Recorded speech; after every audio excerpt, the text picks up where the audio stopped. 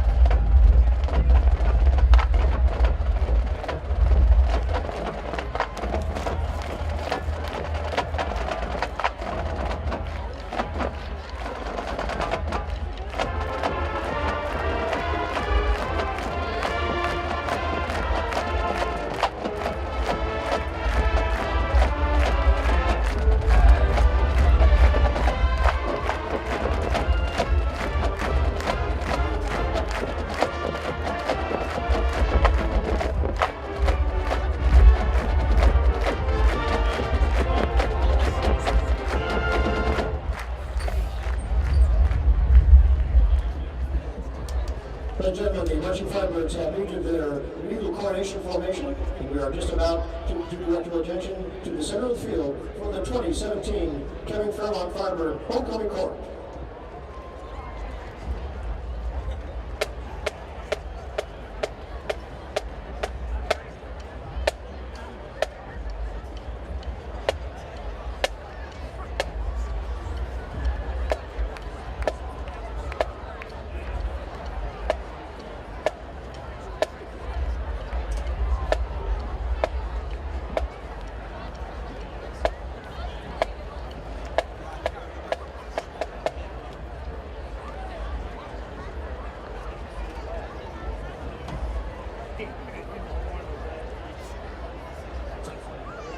Ladies and gentlemen, our first royal pair this evening are Mr. Jacob Danielson and Ms. Kayla Teeters.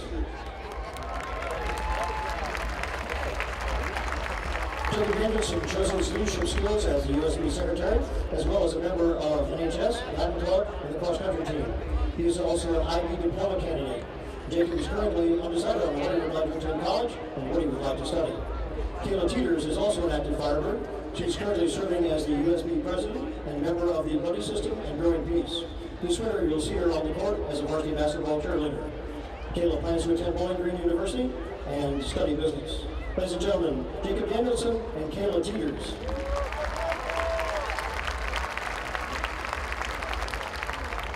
Our second pair is Mr. John Gibson and Ms. Bridget Griffin. John Gibson is a very musical Firebird, as you can tell by the uniform. He's a member of the marching band, jazz band, pep band, and pit orchestra. In addition, John is one of our Sinclair Young Scholars. He plans to attend Sinclair before transferring to Wright State and is undecided on what he would like to study. Bridget Griffin is also uniformed this evening as a member of the Color Guard. She is also a member of NHS and practices martial arts. Bridget plans to attend the University of Dayton to study aerospace engineering. Ladies and gentlemen, John Gibson and Bridget Griffin. Our third pair are Mr. Drew Greason and Ms. Haley Carroll. Drew Greason is the official face of Fairmont Live Crowd. He's the U.S. Commissioner of Spirit. He can also be seen at his own athletic events as a member of the cross-country team, swimming, and track and field teams. He was a member of NHS and the academic team, and he plans to attend college somewhere and study something fun and interesting. Haley Carroll is another Firebird in uniform this evening, representing the varsity football cheerleading squad. She's also the USB Vice President, a member of NHS, and Haley plans to attend the Ohio State University to study biomedical engineering. Ladies and gentlemen, Drew Gleason and Haley Carroll. Our next pair, Mr. Theodore Hale and Ms. Kimberly Tran. Theodore Hale is a very well-known face throughout the halls of Fairmont. He's an excellent student, a member of NHS, an athlete with the Special Olympics, and a part of the football team. Theo plans to attend Sinclair Community College and study criminal justice with plans to work in corrections. Kimberly Tran is the student leader and is a member of our senior class council.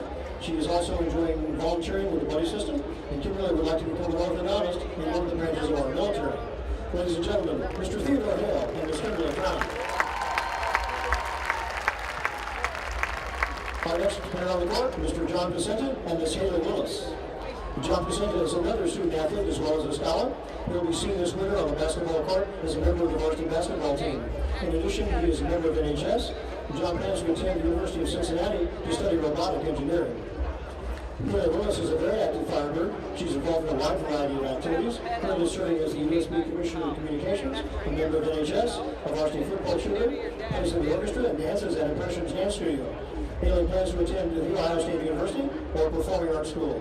So, ladies and gentlemen, Mr. John Vicente and Ms. Haley Willis. Our next pair taking the field are Mr. Nicholas Spangler and Ms. Abby Watson. Nicholas Spangler is another Firebird student athlete. He can currently be seen on the soccer field, and in the spring will be on the volleyball court. He's also the Can Jam Club president, he's on the senior class council, and is in NHS. Nicholas plans to attend the University of Cincinnati and study medicine.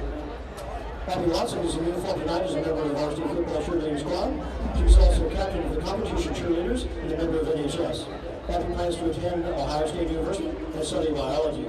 Ladies and gentlemen, Nicholas Spangler and Abby Watson. Our final couple on the field tonight, Mr. Wyatt Taylor and Ms. Jamie Pacetta. Wyatt Taylor is another athlete who can be seen running during various seasons as a member of both cross-country and track and field teams. He's a member of Fairmont's NECA program and he hopes to attend the Ohio State University and study business. Jamie Pacetta represents the Firebirds both as an athlete and a scholar. She's a member of both the tennis and basketball teams as well as in NHS. She's in class council, orchestra, and the FAST program. Jamie plans to attend a four-year university and study either physical therapy or psychology. Ladies and gentlemen, Mr. Wyatt Taylor and Ms. Jamie Pacetta.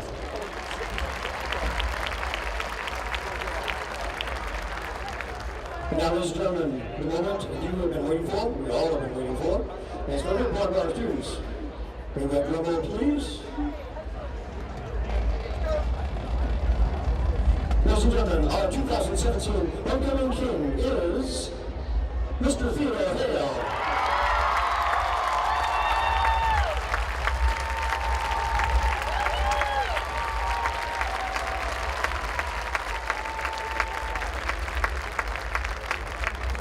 we have a second drum roll, please? Ladies and gentlemen, our 2017 Homecoming Queen, Miss Jimmy Pacetta.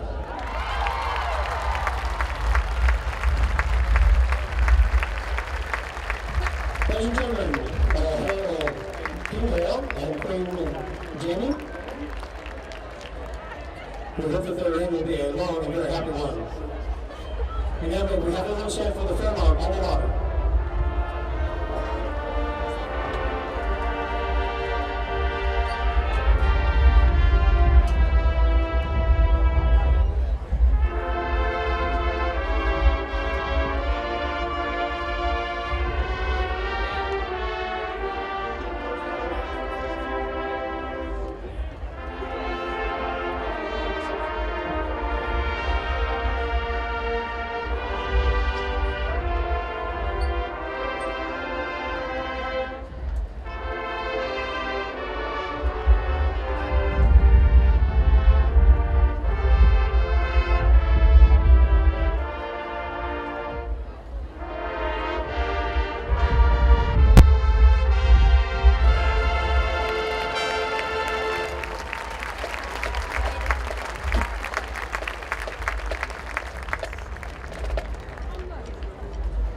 Untitled Chapter.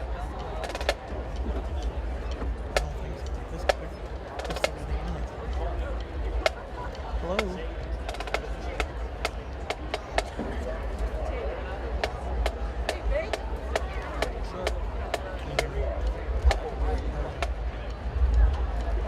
Obviously, they can hear us.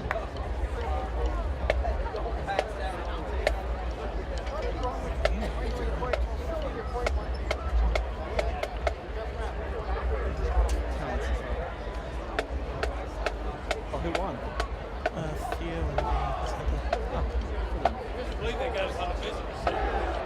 And now, your marching partners direct your attention to the back of the field. We are setting up for a tradition of the band program that is now in its 10th season. Tonight, we honor Theo Hale as our honorary homecoming idol. Theo is a Fairmont senior and tonight's homecoming king.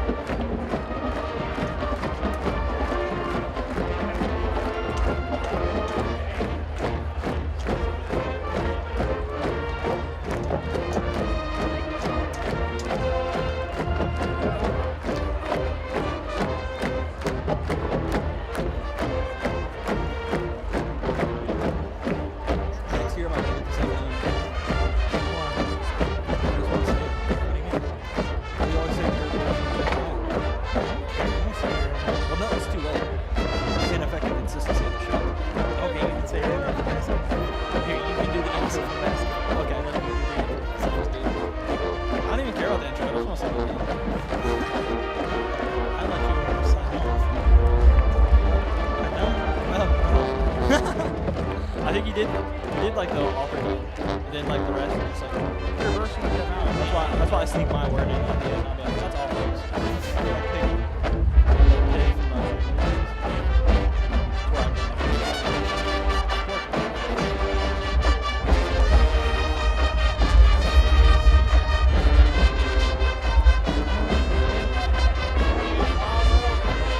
Alright, dude, this should have.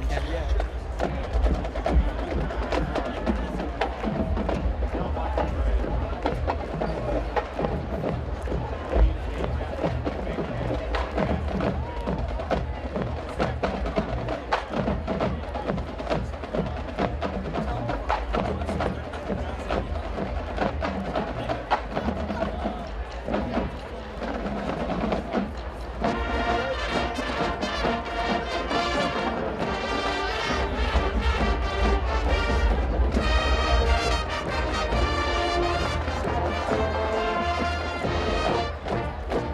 Talented truck.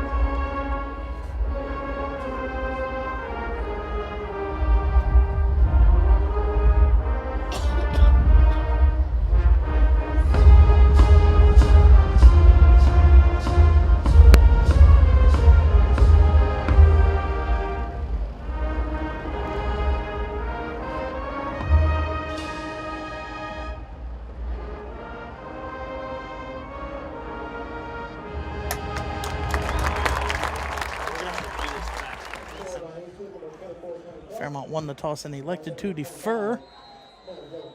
So you will see, looks like, is that number 90? Asher Rome kicking off. Looks like Tony Clark is back deep to receive, and it's a squib on the middle up, and the Vikings fall on it at the 27. And that went straight to junior Jackson Gebhardt, number 48, and bounced off his hands. And so we're hoping for an interesting start.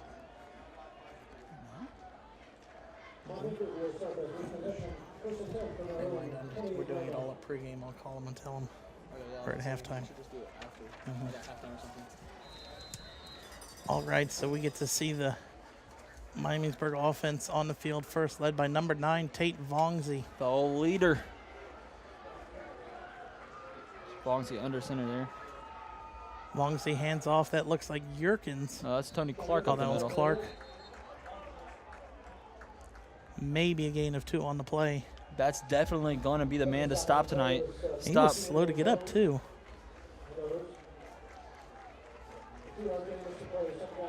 Stopped on the play by number 44, Ty Smith, defensive end.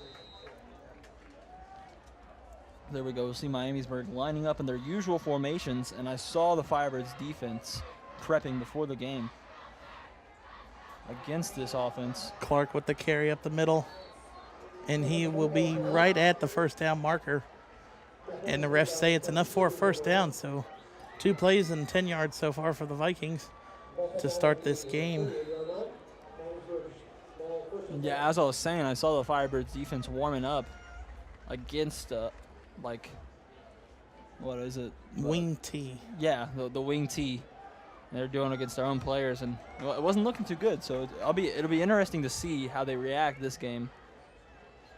And Clark gets the carry up the middle. Clark makes 2 people miss, and he trips down at the 50. And if he got that cutoff, Jared, I think he was going to the end zone. They're definitely. It's also going to be a huge thing. I think they switched safeties this week. See, Marquise Williams is usually back there, but they have the senior with incredible pursuit, Kason Pate.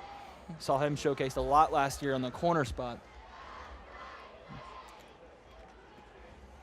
Vongsey, hand off the middle to Yerkins.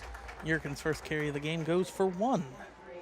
And that is number 42, a.k.a. the dead end, Trey Baker. Also 35, Jonah Smith, and they're credited with the tackle. Those are the leaders of the defense, and clearly saw last week they both had the most tackles, and that's usually the case for the season. Those 2 linebackers are pretty good mates, and they're pretty good players too.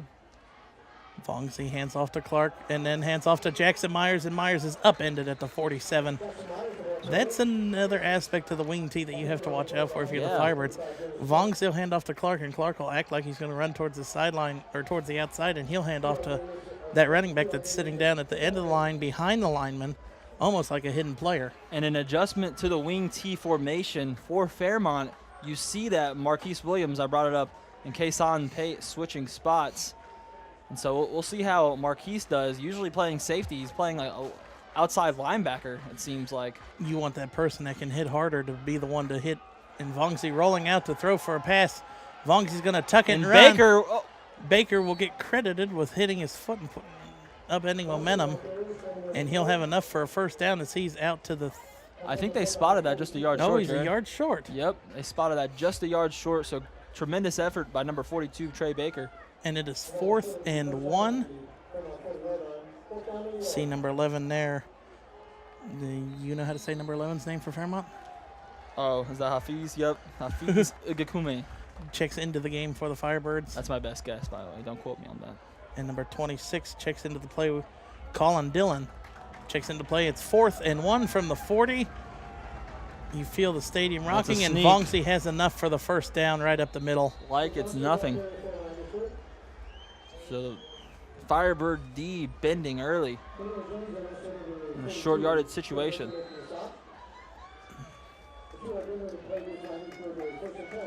So far this game, the Vikings offense is moving a whole lot better than what they have the last 2 weeks. Talking with Coach Chanel before the game, he said the last 6 quarters has been absolutely horrendous offensively. Stagnant is the word I would use. just stagnant. Yerkins with the carry up the middle. That's Clark. Oh. Well, Clark down to the busting. 25. 8 with the tackle there for the Firebirds. Khalil Jones. Yeah, what he's seeing so far has to make him happy, though. Right, they're being able to move this ball successfully down the field play by play. They're getting after it. And they're staying on the right side of the field, so long as they don't have to run that much to the center to get the play. Vongsy brings up the team again. Tyler Johnson out wide. Myers on the motion. Pitch out to Clark. And Clark just falls down behind the line, a 2-yard loss. And after the change of direction, he was met by Joey Drake. I think he decided Dropped, wisely yeah. just to fall down. Uh-huh. I mean, it's either get sandwiched or hit the ground. I mean, there was Joey Baker and number 75, Jacob Herman, were both there to hit Joey him. Drake, What did I say? Baker. Oh, Yeah, it's an interesting strategy. I was watching Coward today, and he was talking about conserving yourself. So Tate Vongsy hand up right off the middle. I believe that's Clark. Clark with another carry That's up the middle. Yerkins. Yerkins. Numbers, man, numbers. It's too far away for me to see. Then next week you bring the pair of binoculars for me. I'm Jeff Allen. I'll be your play-by-play today. So 3rd and 9 from the 24.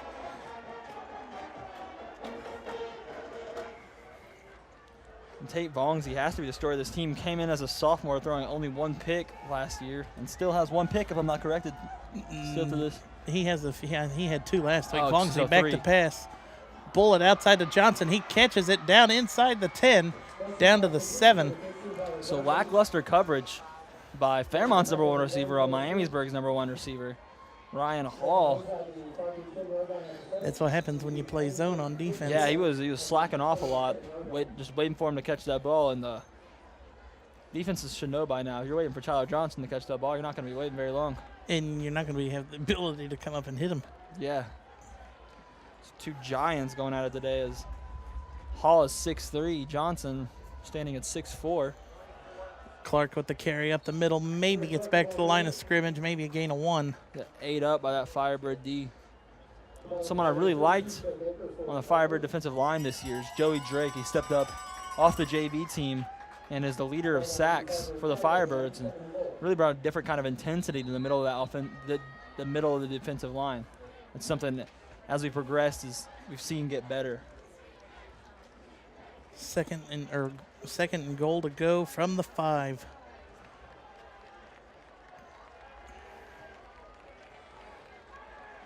Vongsy under center. Vongsy hands off to Clark. Clark to the outside. Clark breaks 1 tackle, and he was hit immediately by Really number good 27. tackle by number 27, Trayvon Gaston. So 3rd and goal from the 3 coming up. And the Vikings have held this ball for 6 minutes so far. Something really you see Fairmont do is hold the ball for almost a quarter at a time. And sometimes you got to fight fire with fire, Jared. So this is going to be a nice, long game of possession. At the beginning of the game, I think tells us whichever anything. team doesn't score on one of their possessions is going to be the one to lose. Yeah. I mean, this shows you why 2 each very possession. talented rushing offenses. Vongsy back to pass. Vongsy That's going to throwing. Johnson. And Johnson has it caught. Great strip Incomplete. from behind by Ryan Hall. Excellent coverage, making up for the lackadaisical coverage shown earlier. Maybe if we can on a see a prior replay completion. of that, we could see Hall knock that one out. It looked like Johnson got it I thought he had it in down. his right hands, and Hall just came around on that tackle when he reached around his waist and knocked it out. So 4th and goal to go from the 3. Miamisburg picked up their 4th and 1 earlier on the game. This is Tony Clark territory right here. You got to let's run right up the middle. This is going to be up to the linebackers to stop this here. Oh, Vongsy out, rolling to the right. Ty Smith chasing him. Back to the middle. Incomplete, and the Firebirds defense comes up good on 4th and goal. And that's what you were seeing last week with Tate Vongsy overthrowing his receivers. And that wasn't all Tate Vongsy there, ladies and gentlemen. No, Tyler Johnson, he was standing alone in the back of the end zone. Yeah. He should have moved to help his quarterback. Or something. But got to compliment the Firebirds D there, staying tough in the middle of their defense in that zone. Also, Ty Smith getting off the edge very quickly, the senior, chasing Tate Vongsi out of the pocket and forcing an uncomfortable throw. I think Vongsi wanted to run that one all the way, but the way Smith got off the line and off that block kind of altered his decision and really had to force one up to. And DeGlow gets the carry to the outside. DeGlow out to the 6-7. And DeGlow is someone that we haven't seen stop this year until last week against the Beavers. He had a minimal amount of yardage. Gain of 5, actually. 2nd down and 5. Jesse DeGlow last week had 9 carries for 13 yards and no touchdowns, which is not something you see among the leaders in the GWAC previous touchdowns. 2 weeks, he had 4 touchdowns in each game. So a very stout fullback. Everybody was it was a close race 2 weeks ago for the rushing title in GWAC. And DeGlow gets the carry at the middle and is hit right at the line of scrimmage, maybe a gain of 1. Yeah, perhaps Isaiah Bowser running home with that one. I see. I could have predicted that from the beginning of the year. I forget what game it was, but 41 carries, 413 yards. That's going to definitely give you the rushing title. 6 touchdowns, and he was 2 for 2 in passing that game with 2 touchdowns. What? Yeah. Using him all over the field. Colleges are going to be calling then. No, he's already committed to Northwestern. Oh, he is? Yeah. Good for him. He might bypass basketball and go and start classes early at Northwestern. Braden Miller gets the carry, pitches out to, is that Perkins? Oh, you know it is. Perkins with a big hold of the outside and enough for a first down out to the 21. Oh, Firebird favorite Jake Perkins, the senior. And not a lot of players can say this, but Jake Perkins has been a varsity player every single year he's been at Fairmont. And obviously that big ACL tear his freshman year and repeated injuries. Yeah. So this could have been special, but he's still special. He's been a very big piece to the When first he comes 5 into the games. game, he is running for big chunks at a time. He changes things. He's an eccentric playmaker, and this is exactly what this kind of offense needs. Someone we haven't mentioned a lot is Burrows over the last few weeks. Yeah. He had that good game against Alter in week 1, and that's an offsides penalty against the Vikings. And with that big of a hole, I think DeGlow would have been gone. But penalty blows the play dead. 1st and 5 from the 25. Yeah, Burrows is really a do-it-all kind of guy. He had 3 touchdowns last year, about 600 total yards, as I think I recall. But he was very versatile. He did all things. He was also a backup quarterback.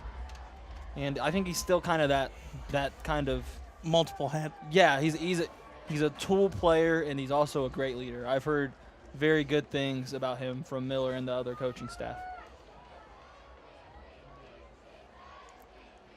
Miller hands off. No, Miller keeps it and is hit in the backfield immediately. That looks like by number 48. Yes, number 48 with initial hit. Jackson Gebhardt for the Vikings. So it'll be 2nd and somehow he gained a yard. 3rd and 4. It's 2nd and 4 because of the penalty. Oh. I forgot about that. Braden Miller composing his dad's patient masterpiece. There's got to be a lot of pressure on that kid. I mean,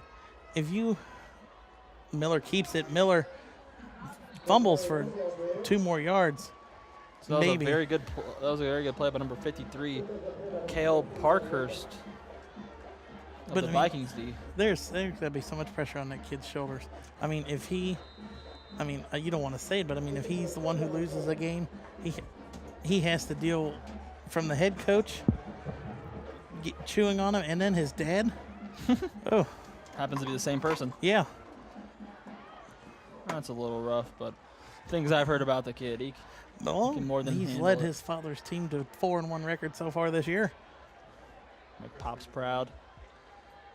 DeGlow with the carry to the outside. DeGlow was stopped and pushed back initially by number 20 and 24 for the Vikings. That is Connor Harden and Tony Clark.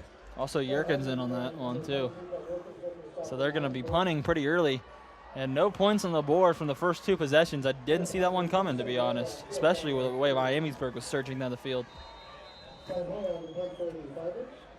4th and 3, Ryan Hall on to punt for the Firebirds. Tyler Johnson for the Vikings is standing back at about his own 42. Let's see if Ryan Hall has the leg to get it to him. It's a fake. It's a fake. Ryan Hall gets the pitch. He has the first seam. down. He's at the 40. He's at midfield, and he's tackled by Tyler Johnson at the 47-yard line. Great play call by Dave Miller in the Firebird sideline. Whenever the Firebirds seem to be stalemated or stalled, Dave Miller pulls out a surprise play and surprises us all. Let's see if we can see a replay on that one. Watch the fake. I mean, that was an excellent pitch by the – I didn't know who pitched it to him, but – The holder, it honestly looked like Burrows, but I can't recall. But Ryan Hall, once he got to that sideline, man, he had the whole field. Yeah, he just had Tyler Johnson to beat. That gigantic seam. What is it? Oh, it looks like number 22 actually got in. That's Joey Yerkins, John's younger brother. And now we have a timeout on the field for officials. Nope, Fairmont calls a timeout. Huh. So maybe a miscommunication on the field or something like that, but still a great play to get the crowd involved and your sideline. And fake punts and kicks just drive everybody crazy. Mm-hmm. It's awesome. It's like a Christmas present. Christmas present in the end of it's like September. Yeah, it's like you unwrap your socks and you find money. Instead of a punt, it's a 30-yard run. Yeah. So impressive play by the Firebirds. You see more of the same. Tonight's MVCC High School Football Game of the Week is being recorded by the Miami Valley Communications Council media students from Kettering Fairmont High School. Go to our website, mvcc.net, to find a schedule for rebroadcast of this game and others. Catch tonight's game powered by City Barbecue on Spectrum Cable Channel 21 or at mvcc.net and use the hashtag CityBarbecueReplay to join in on the conversation. Out of the Firebird timeout off the 30-yard run on the fake pump by Ryan Hall. It will be 1st and 10 from the 47. I remember when you were doing your pregame interview with Miller, when you asked him about the pass, did you see that smirk on his face? He's smiling. He's like, holding something back. He has to be. He knows he forced it last week, though. There was a lot of pass. Their backs was against the wall. Mm-hmm. They were starting to get kind of cautious about losing, and they just started lobbing that ball up, and sometimes it didn't work. Perkins gets the pitch to the outside, and Perkins is hit right at the line of scrimmage. But for every pass that didn't work, there was more hope shown from that game. Like, I had no clue it was an option until last week, and they proved it. It was a very efficient way of playing too. Well, in our week 4 game of the week, Springboro against Fairmont here at Roush, I don't think Miller had completed a pass until he completed that 68-yard touchdown to Ryan Hall. No, Miller was 5 of 5. Oh, I did not realize. Yeah, the whole season until last game. I meant in that one game we didn't see him pass until that very play. Oh yeah. He missed 4 passes last week. He was 4 for 8. And then that makes him 9 of 13 on the whole season. Look at that. Look at number. I don't know what number that is, but that kid's helmet right in the middle. You can tell he's getting up and hitting people. That's Jonah Smith, I'm pretty sure. He plays offensive line too. Oh wait, no. Yeah, the Firebirds offense is on the field, Jeff. And apparently they're bringing kids on the field.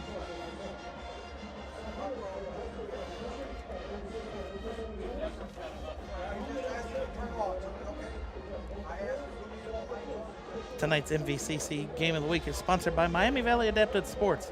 MVAS is a Paralympic sports club that provides recreational and competitive sporting opportunities for individuals with physical disabilities. Visit MiamiValleyAdaptedSports.org for more information. Be ready to see the wheelchair basketball game we do every year for them here towards the end of February, I believe. Yeah, and speaking of a successful passing game, like I said, Miller 9 of 13 on the year, 69%, 242 yards and 2 touchdowns, no picks on the season actually. Hey. So I mean, who else has he thrown a touchdown to? Or they both one to Ryan Hall, and then he threw one to Jake Perkins, I believe, in the first games. So Miller. Here to start the second quarter. Here you see that hard fake hut they always utilize. I think everybody has gotten used to that. Yeah, I've seen because it a it seems little like less. everybody, you see it a lot at the beginning of the year, and then teams catch on to it and just don't go back to it at all for the rest of the year.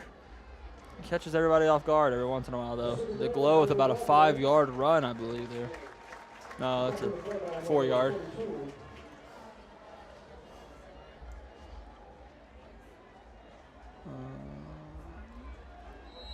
What the? It was a gain of 5, 3rd and 5 from the 42.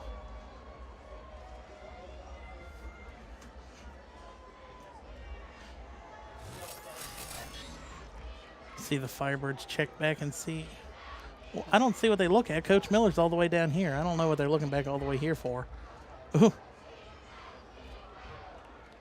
DeGlow gets the carry up the middle. No, Miller keeps it. Miller breaks one tackle and jumps out. That's a bad spot by the refs. Yeah, he got there. Dove. That was fighting for yardage right there, and I think the Firebirds are going to go for it. And they're not antsy at all. 4th and 2. And they're staying there, and They're bringing out the extra tonnage. Oh, Number yep. 72 and 60. Is that 62? 72 is Tyler Koski, and 62 is Jacob Waski. Check into the game on that far right side of the screen. So it looks like the play's going to be going that way. About it now. Miller keeps it. Miller has enough for the first down, and he's out to the 33-yard line, and a late flag comes into the game. So I think they got the first down, but Let's see what the penalty is.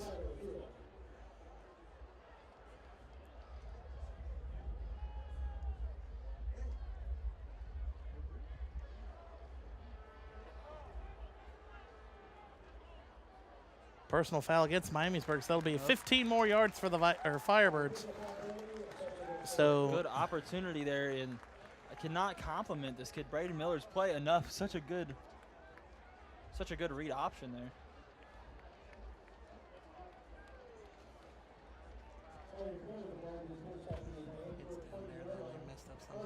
Just keep going like we normally do. So it'll be 1st and 10 from the 13, 19. Scoreboard get correct here. But yeah, as I was saying, Stamer with the follow through on that option, he had the option to pitch it back, but he saw a seam and he just ran with it. A very smart play by the junior. Play clock is down to 4. Miller hands off. Was that DeGlow? Yeah, I wonder if that was a triple option there, because Stamer, he looked like he had a little seam. This can't keep happening.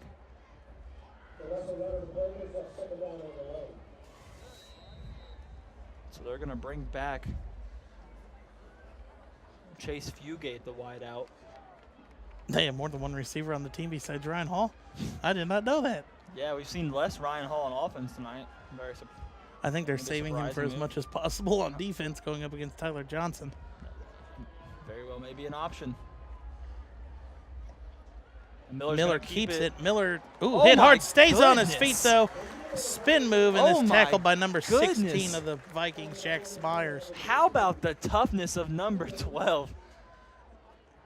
To spin off that hit, like Low he didn't momentum, feel it. low center of gravity on that one. He just didn't know. It's like he didn't know he got hit. But when he spun around, that ball was out in the air. You got to hold that one closer to your body. 3rd and 1 from the 10. This is definitely 4-down territory. I don't think Miller wants to leave points on the field like he did last week, getting only a field goal. Miller with the carry up the middle. Miller has his That's touchdown. a touchdown, baby. Miller with a 10-yard touchdown on 3rd and 1. So a fake to the glow, and there is a Viking down on the field holding his ankle. That's going to get checked out. Looks to be, at first glance, number 54, Seth Green. That's who it is, actually. 10-yard touchdown run for Braden Miller. I believe that's only his 2nd of the season, if I'm not mistaken. Yeah, that's his 2nd touchdown of the season. So the Firebirds break the scoreboard. First was 8:46 left in the second quarter. And wow, that drive was all Braden Miller there, man. He just, putting just the made team the on right his decision. If you Is see, it untouched? yeah, you didn't see the fake, the option I to don't the glow, see but where 54 went down. I don't know, it might have been within the pile.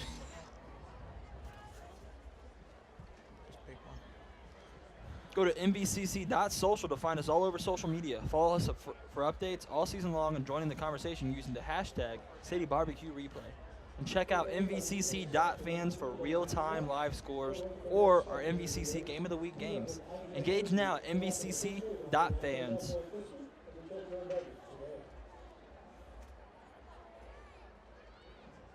Seth Green, sophomore defensive lineman, is He's down. standing up.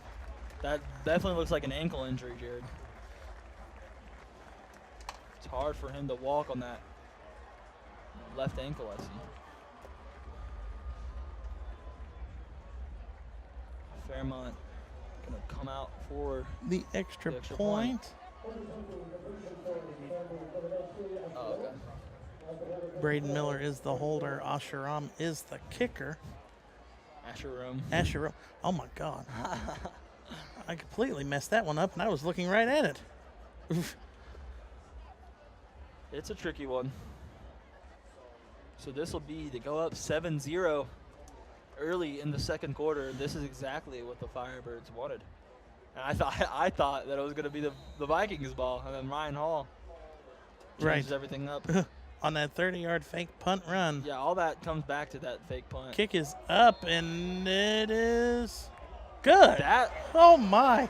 It went straight up, was. and it went straight down right on the other side of the I don't goalpost. have words. Suspenseful. I never really asked for a replay of extra points, but I want to see if we can see a replay of that one. I mean, that one it went straight up.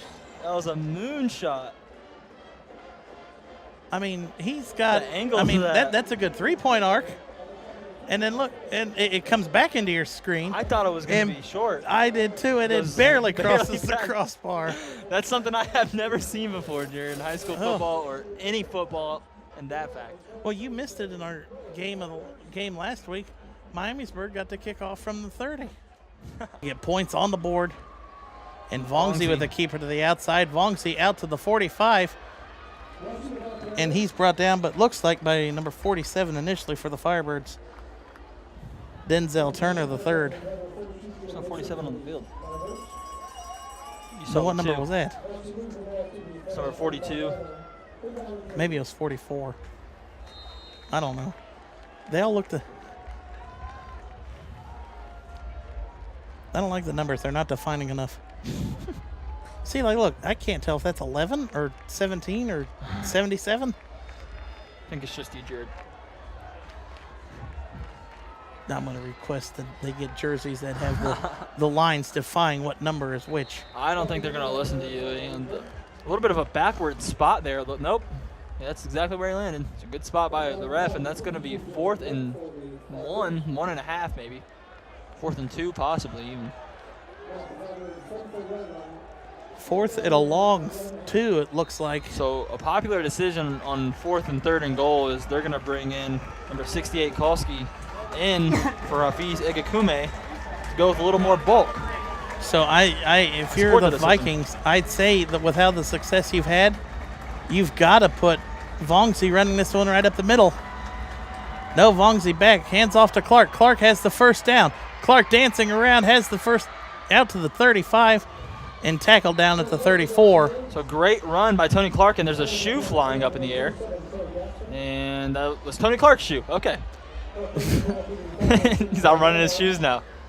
And you'll see Tie those ones a little bit better. Clark coming off the field and John's little brother Joey coming in for him. As you can see on the City Barbecue replay, Clark just gets out there and shakes and bakes. Oh, there goes his shoe. Good Ooh, he group tackle almost there. twisted his ankle there. Yeah, very dangerous playing a shoe out there, man. Yeah, I don't want to get stepped on by cleats. Yerkins gets the carry up the middle. Immediately tackled by Jonah Smith and Ty Smith. Hey, I could have got that one right. There was only Yerkins in the backfield.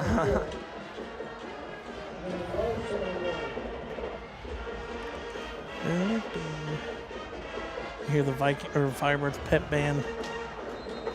Trying to get the crowd into this. It's beach theme night here for the Firebirds, and don't really understand why it's a camo night for the Vikings. But we'll go with it.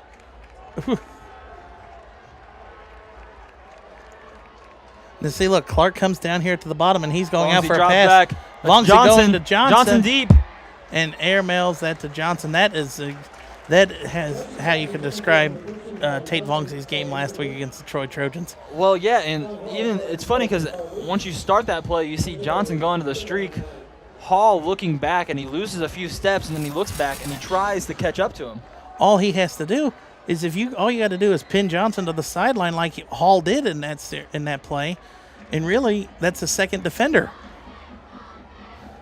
Because I mean, if Johnson steps out, he can't be the first one to touch it. Yeah, Vongsy overshot that one by a little bit. He's going to be regretting that for the rest of the night as he leads the offense back on. No passes here.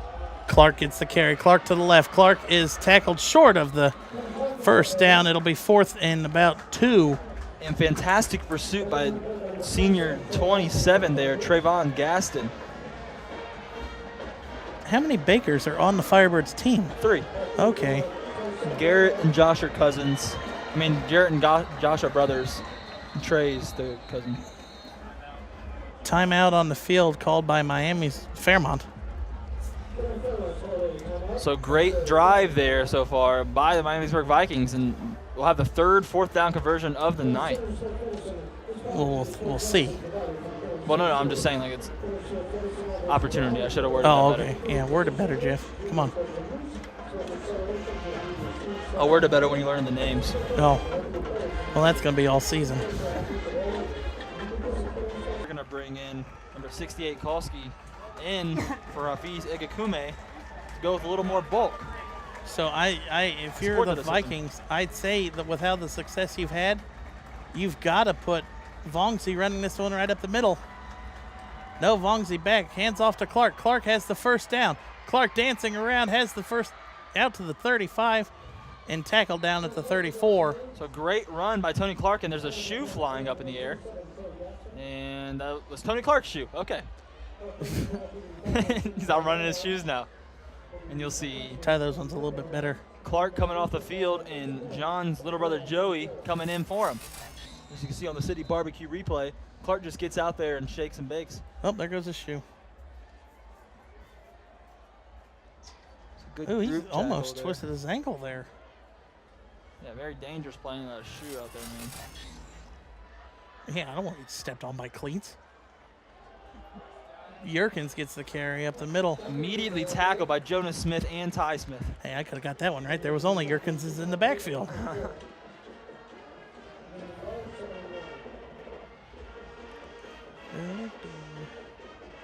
You hear the Firebirds pep band trying to get the crowd into this. It's beach theme night here for the Firebirds, and don't really understand why it's a camo night for the Vikings.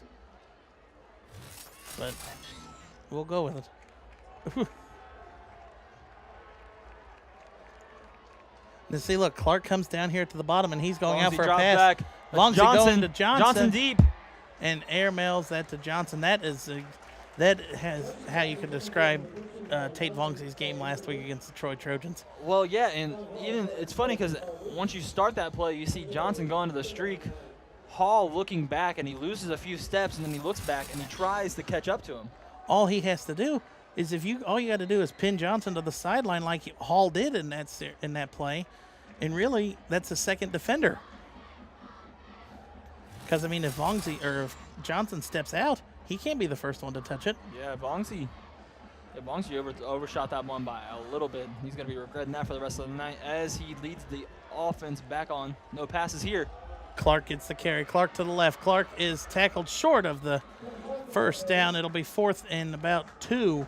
And fantastic pursuit by senior 27 there, Trayvon Gaston. How many Bakers are on the Firebirds team? 3. Okay. Garrett and Josh are cousins. I mean, Jarrett and Josh are brothers. Trey's the cousin. Timeout on the field called by Miami's Fairmont. So great drive there so far by the Miamisburg Vikings, and we'll have the third fourth down conversion of the night. We'll see. Well, no, I'm just saying, like, it's opportunity. I should have worded Oh, that better. okay. Yeah, word it better, Jeff. Come on. I'll word it better when you learn the names. Oh. Well, that's going to be all season.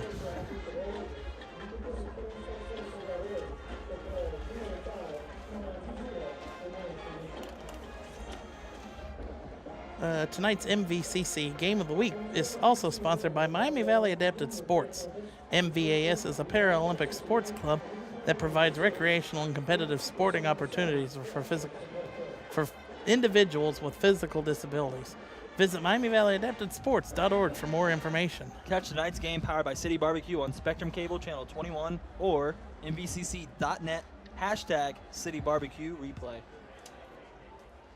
So with the timeout winding down, we'll get back to action here in the second quarter with 4 minutes left in the half. It was a very quick half. Yeah, surprisingly. I mean, that's what happens when you have two running teams. run-oriented offenses, yeah. And Tate Vongsi bringing it out here. This has been quarterback keeper up the middle all night if you're the Vikings. You can hear metal rumbling on the sidelines. You see the camera shaking. And did Vongsi just call a timeout? He did. I think he did. So I think he saw timeout. something that he did not like at all. Timeout Miamisburg now. Another timeout. What are you predicting here, Jared? Oh, you've got to go with that quarterback run up the middle. It has worked so successful all night. You are 2 for 3 on fourth downs, converting that 3 one. yards though. It's a bold. He's almost getting 6 or 7 on it with that push that his offensive line is getting in the way. I mean, and he's got Tony Clark back there to behind him to just come up and give him a big shove too. I think what they expect Fairmont to do is bring those linebackers in the middle. Bring them in. I think they're going to try to pitch to the And outside. maybe either pitch it to the outside or a lob pass. Yeah, but to if Clark. I'm Fairmont here, I'm staying home. I'm going with my regular defense. I'm going to see if he can earn 3 yards. It's going to be a tough 3 yards. As you see Steve Chanel there in the middle of the team, he's probably telling his line, do not move, do not move, do not move.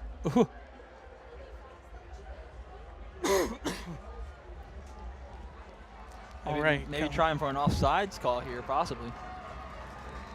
I think they would have done that on the first time. Mm-hmm. But we'll see. Johnson lined up in a tight end spot there. Blocking. Vongsi, hard pitch out to Tony Clark. Tony Clark has the first down. Tony Clark's at the 20. Tony Clark's at the 15 down to the 11. So an excellent fourth down call by Steve Chanel to put the Vikings deep into Firebird territory down to the 11. If we can get a replay here, you can see just a pure testament of that kid's vision. I mean, he receives a pitch to the outside. He sees a little lane. He cuts back, goes straight, cuts back again. Just navigates his way. No, they actually get him down. He's not at the 8. Tony Clark is a special kid. Oh, they are at the 8. Clark Yeah, up the middle. Yeah, Bjerkins is behind him blocking. You got that one right, Jared. Come for me like that. Learn the numbers, Jeff. A little goal line offense for the second time tonight. Clock at 3 minutes. Probably going to try to milk this one for all it's worth. But I don't know. If you show them to give the Firebirds a short clock, they've been known to lob it to number 2 a few times.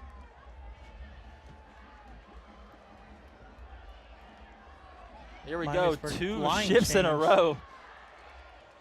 And I think it's going to be that Clark pitch to the hold to the outside. Clark, an easy walk-in touchdown for the Vikings. And fantastic blocking. Number 78 on the outside for Miamisburg. Colin Alcorn. And he just gets that little shove right there on Ryan Hall. And just enough to allow Clark to march into the end zone. I think that's the easiest 6-yard run he's had in his career. Easily. I don't know. I've been doing these games for 2 years now, and even I've seen Tony Clark run into the end zone way too much. Well, one game in last year against CJ, he had 6 total touchdowns. Kick is up and kick is good. Colin Dillon. at 7 apiece with 2:50 left in the first half of our So, MVCC Game of the Week, week number 6. A fantastic game so far, played by both teams. Just what you want to see out of high school football and running offenses. I think it's to be whoever holds the ball, whoever has the ball last is going to win. It's what it's looking like so far. See if we can get big play threats. Jake Perkins involved here, Ryan Hall. It'll be interesting. I mean, depending on what the Firebirds get on this return, it'll be interesting. I think we'll be able to tell what they'll do with 2:50 left and a timeout. Well, Miamisburg secondary here is going to have to make some very big stops, I think. I saw a lot last week that impressed me about Miller's passing game. And I think times like these is when he's going to get to display it and get to test it out just a little bit more. We're going to have Colin Dillon for Miamisburg on the kickoff. The number 2, Ryan Hall, back there to receive. I believe Jake Perkins is too. Along with, that is not Jake Perkins. Burrows. I think it's Perkins. Oh, is that number 1? Marquise Williams? No, that's number 18, I believe. Oh, and he's out to the 26-yard line. Number 18, Aaron Jackson. Never really called his name in 2 games. So first down from the 26 with 2:46 left. Depending on what the Firebirds get on these first couple plays, it'll be if they're going to hold on to the ball going into half or not. Yeah, I'm definitely seeing him. I don't know. You never know what you're going to see with this guy, man. Dave Miller I know. is just he throws different things at you at different times. It was fourth and 10 from the 26, and he pulls out a 30-yard Well, run. I mean, ideally you want to see like a short to intermediate pass here or a pitch, but you never know what you're going to see with this head coach. Miller was going to run right up the middle with it. Not surprised there at all. Number 49, Carter Brown on the stop on top of that play instantly there. So clock will tick down. Got 2:30 here left. Miller still going to run his offense on his own time. Letting the clock tick down nice and slow here.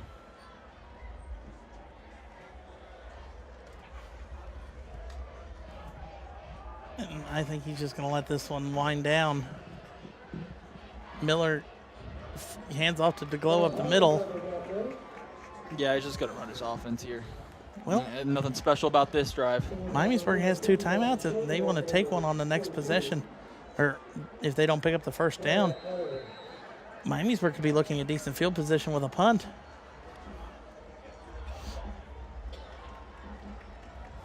So Miller, the third play, this possibly half closing drive. It'll be 3rd and 2 to go. Setting up. Miller's going to keep it right up the middle, and Miller has enough for a first down. That's exactly how you want to execute that play. Couldn't ask for any more for the kid. Now first down from the 37. Now that you got a first down, do you go down the field a little bit?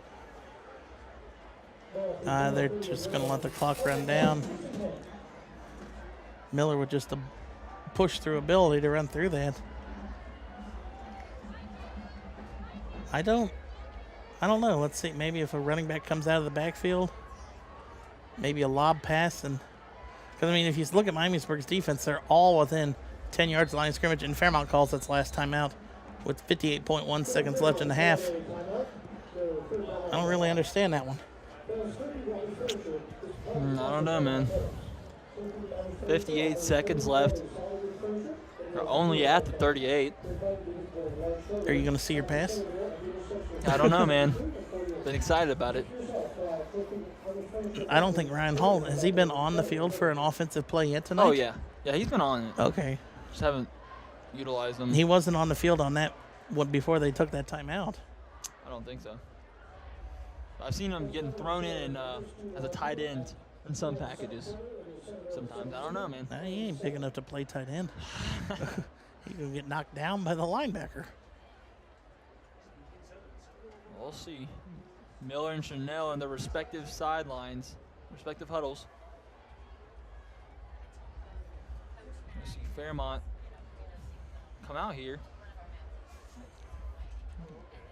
Regular setup, it seems to be. Perkins, actually, is going to be the wideout.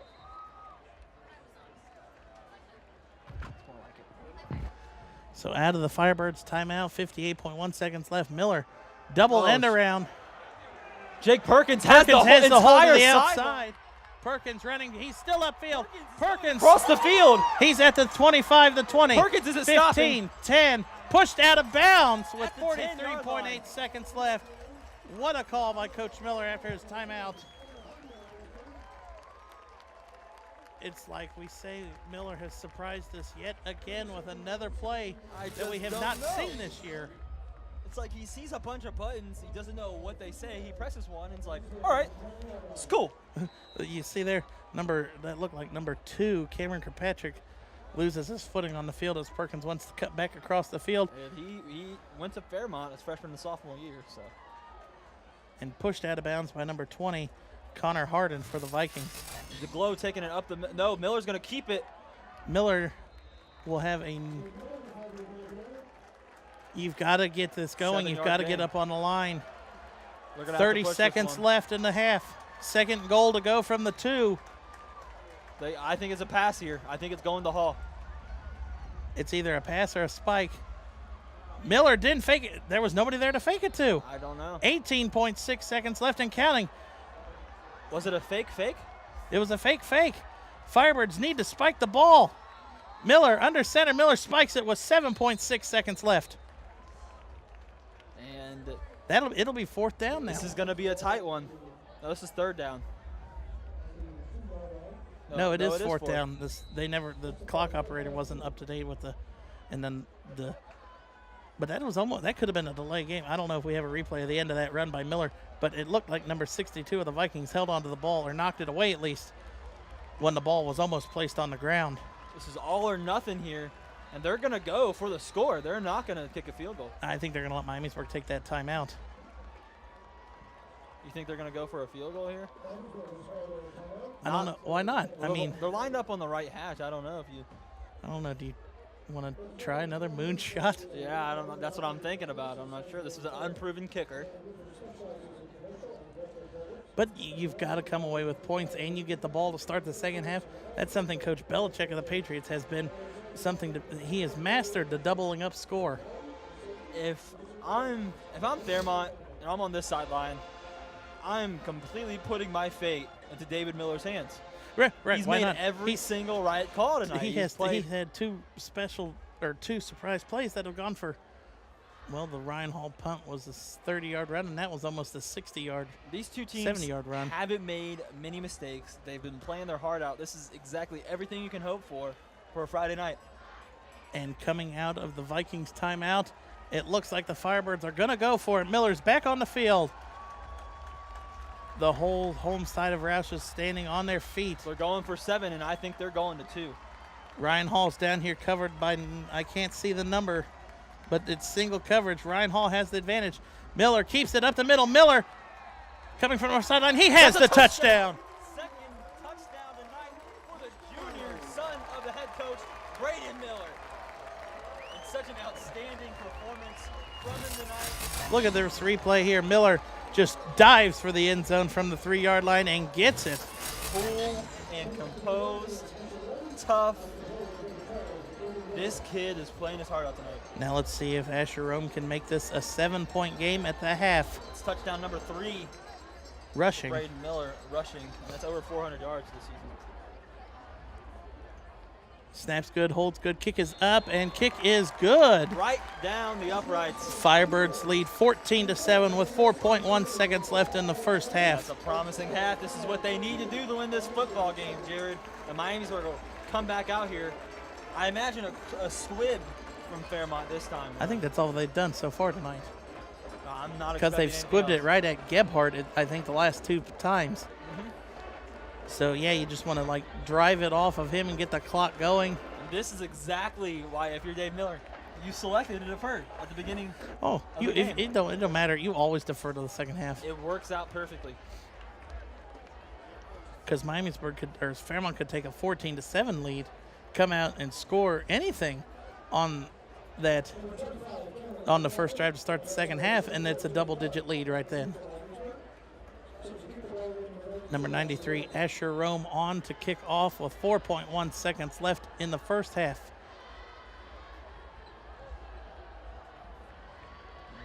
With the squib. Right up the middle. And I was about to say his knee was down when he recovered it. Recovered by number 15, Quinn Coonley. Got to double up number 13. Double up number 13. I don't think Steve Chanel would take that challenge. I think he'll just have Vongsi sit on it and go down 7 at the half. Gotta do what you gotta do, man. You see the Vikings are lined up in protection formation. Vongsi does it. That's a knee. The Firebirds now lead 14-7 at the half. Anything really surprise you in that first half besides the 2 Miller calls? No. Everything has gone exactly how I thought it would, except for the fake punt and the Perkins roundabout, and those are perfect decisions. Those are the reason they have 14 points on the board, and this is going to be an exciting game, Jared. The second half is at least set up to be a potential barn burner, and it looks like the bands are ready for halftime, so we'll toss it down there. We'll be back after that in our City Barbecue Week 6 Game of the Week. Ladies and gentlemen, the Miamisburg Viking marching band is proud to present the first half of the 2017 competition show in Las Vegas. The band will be performing a piece of the same name by American composer Michael Dougherty. The band will be led on the field tonight by drum majors Marissa Witzerman, Kristen Adams, Katie Geis, and Taylor McGuire. Please welcome the Miamisburg Viking marching band.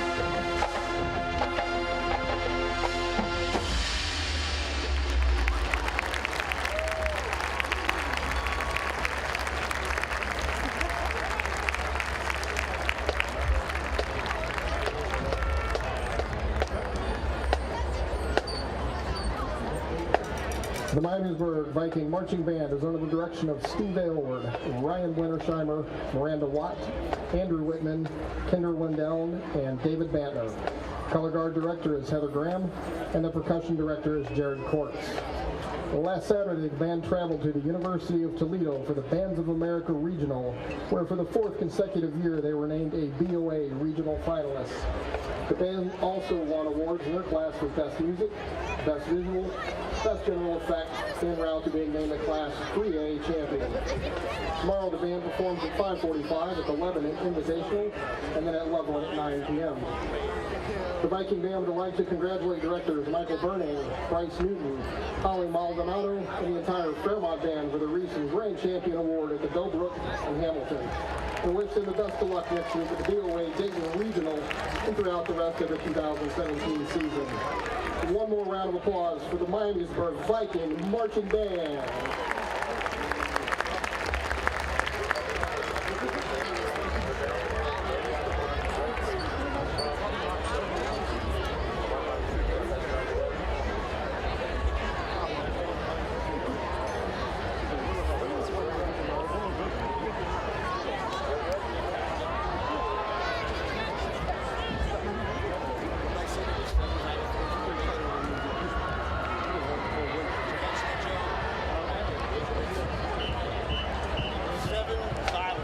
The Fairmont Marching Fibers extend their congratulations to the Miamisburg Marching Band and their directors, Ryan Wintersheimer and Stephen R. Allsworth, on a great performance tonight.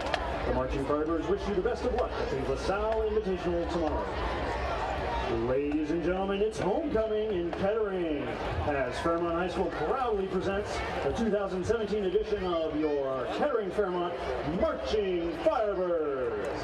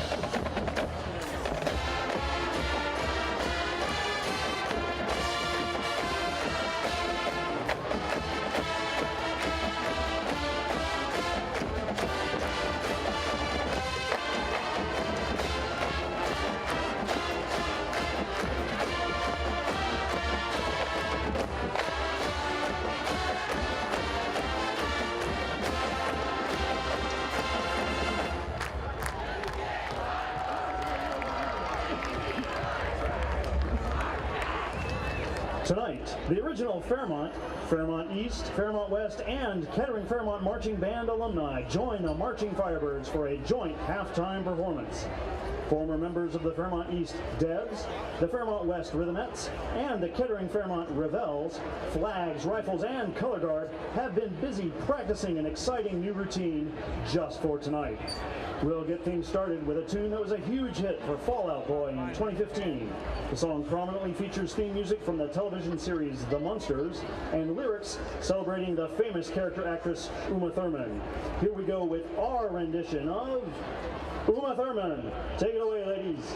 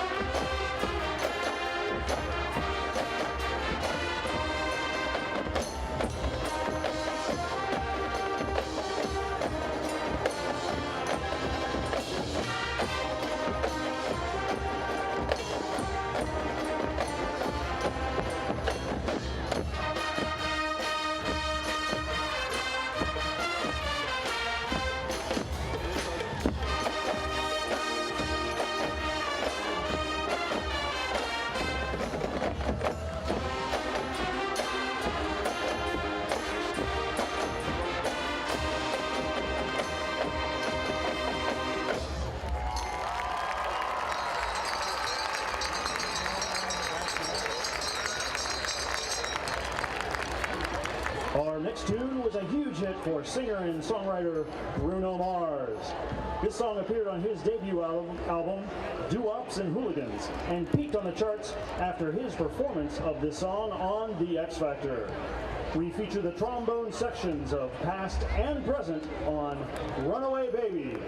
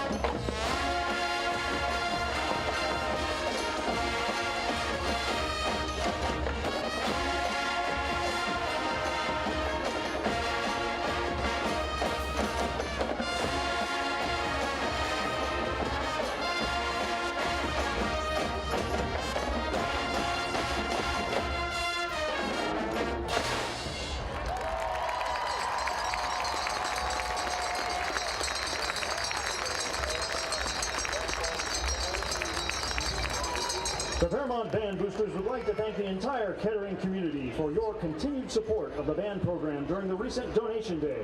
As always, your reception and generosity were greatly appreciated. Thank you for supporting Kettering music and the Fairmont Band program. The Fairmont Bands and Boosters look forward to hosting the Kettering Classic Band competition here at Roush Stadium again in 2 weeks. We have a lineup of 15 high school bands and the Pride of Dayton Marching Band. Please join the band after the game tonight as they perform a portion of their competition show on a turquoise cloud. The Marching Firebirds have earned grand champion honors over the past 2 weekends at Bellbrook and Hamilton and are proud to share this show with you after the game.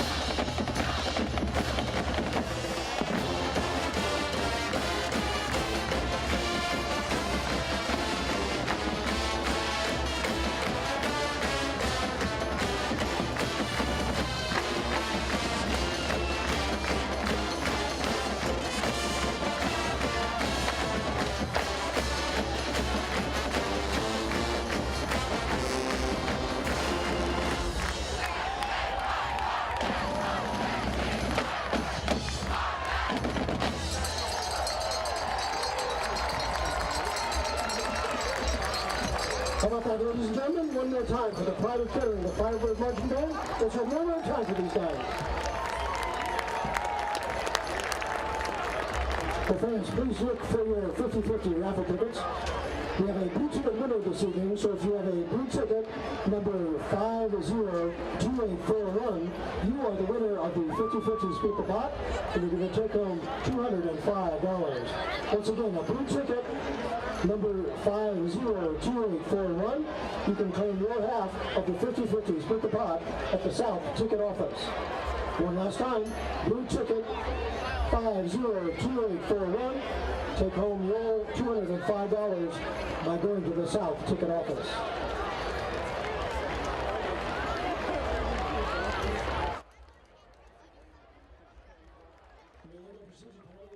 There's a false start against the Vikings, so it'll back them up 5.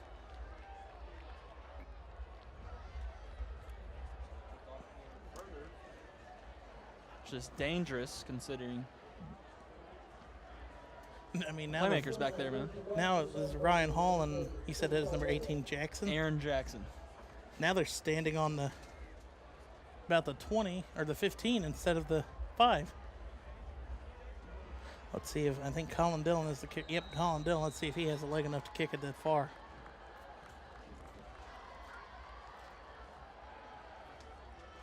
And the kick is up. Ooh, booming kick down, fielded at the 15 by Jackson, fumbled by Jackson, but picked up. He's at the 30, and he's tackled and tripped up at the 30.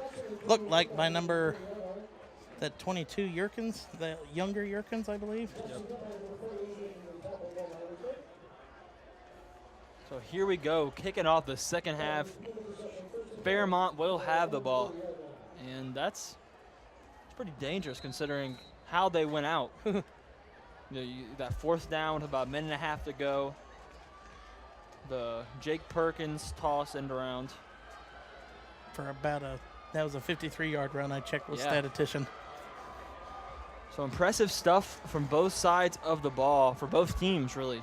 And I think he's out there to start the second half, standing next to the glow. So Miller, hand off. No, Miller, did he keep it? No, nope, he handed it's a it handoff, I think, to Stamer.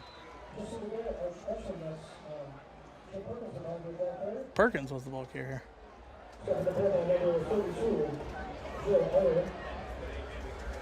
I think Stamer just checked into the game. Oh no, that's a lineman on the outside. So gain of 4 on the play by Perkins. Be 2nd and 6 from the 34. Perkins is about to run this offense with I mean, Miller's about to run the offense with Perkins, Burrows, and Stamer back there. Giving them a Miamisburg look there. Yeah. And Miller hands it off to him again. That was Perkins. No, that's not Perkins. That was Stamer, wasn't it? DeGlow. Oh. It's about a gain of 2 on that one, so it'll be 3rd and 4 from the 36. Stamer wasn't out there. I lied. I'm sorry, guys. Liar. So already a 3rd down. And almost 2 minutes gone in the third quarter. You hear the student sections both trying to get in and pump each side of the ball up. That's a very long 4 yards. Looking at where the ball is and where the line is, and I think Miller handed that one off. And he's hitting the backfield immediately. Ate up, and that's going to be John Yerkins making the play in the backfield. Lost it. Was it Yerkins or was it Clark? They both look like they come up with it. Not the first time today. So, Kids are showing out on both sides of the ball, and Ryan Hall will be punting it. Maybe. For the Firebirds. Maybe. Yeah. Hold on, folks. No, it's not a for sure punt, as we've seen by Miller earlier in this game. What happened last time. I think they'll be a little more aware of it. Look how much yardage is over here to the right of the bottom of the screen. They have 2 gunners outright. So and Hall is punting it this time. Booming punt going to the sideline. It's going to be out about the 40. This ref is spotting it right here at the 47, 48. Oh, now he's walking back. He don't know where he's going. 44 looks like where the Vikings will start this drive. Not a good punt by Hall compared to what he's done throughout the year. I say he's one of the big keys of why they won that Alter game, is just being able to change the field position in that game. Ryan Hall always making an impact. He's one of the key pieces to this Firebirds team, no doubt. I can't wait to see him on the court in basketball season. Man, I just want to see him get a little more throws. I want to see a little more Calvin Johnson before football season's over, man. No, we've still got the Centerville game at the end of the year. Me and you'll be back for that one. Vongsy taking this one. Vongsy hands off to Clark. Clark out to the 48, 49 maybe, a pickup of about 5. So what are we going to do when we're watching Miamisburg without Tony Clark, man? It's going to be weird. I don't know. I haven't thought about that yet. It's going to be weird. It'll be Yerkins, I guess. It'll be a double dose of Yerkins. As they're both are juniors. Juniors. Are they twins? I think so. It looks like it. Same last name, same grade. Oh.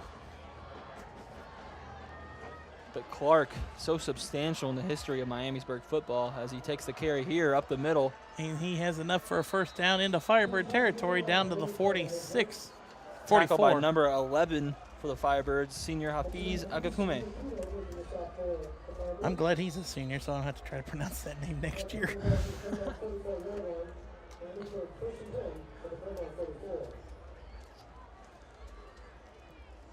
Fairmont, they'll keep the same defensive formation they've had all night, which is it's kind of like a 4-4, 3 defensive backs back there.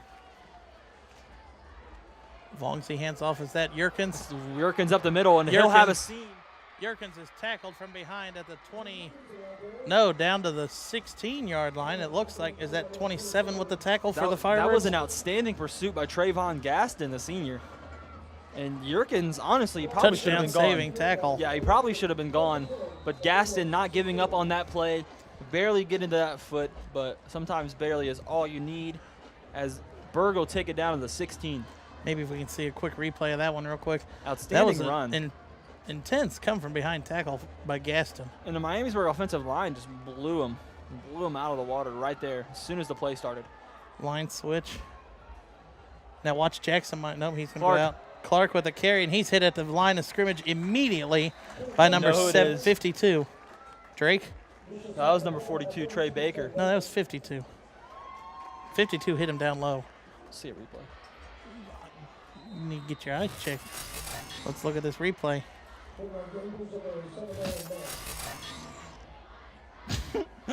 City Barbecue replay. 2nd and 9.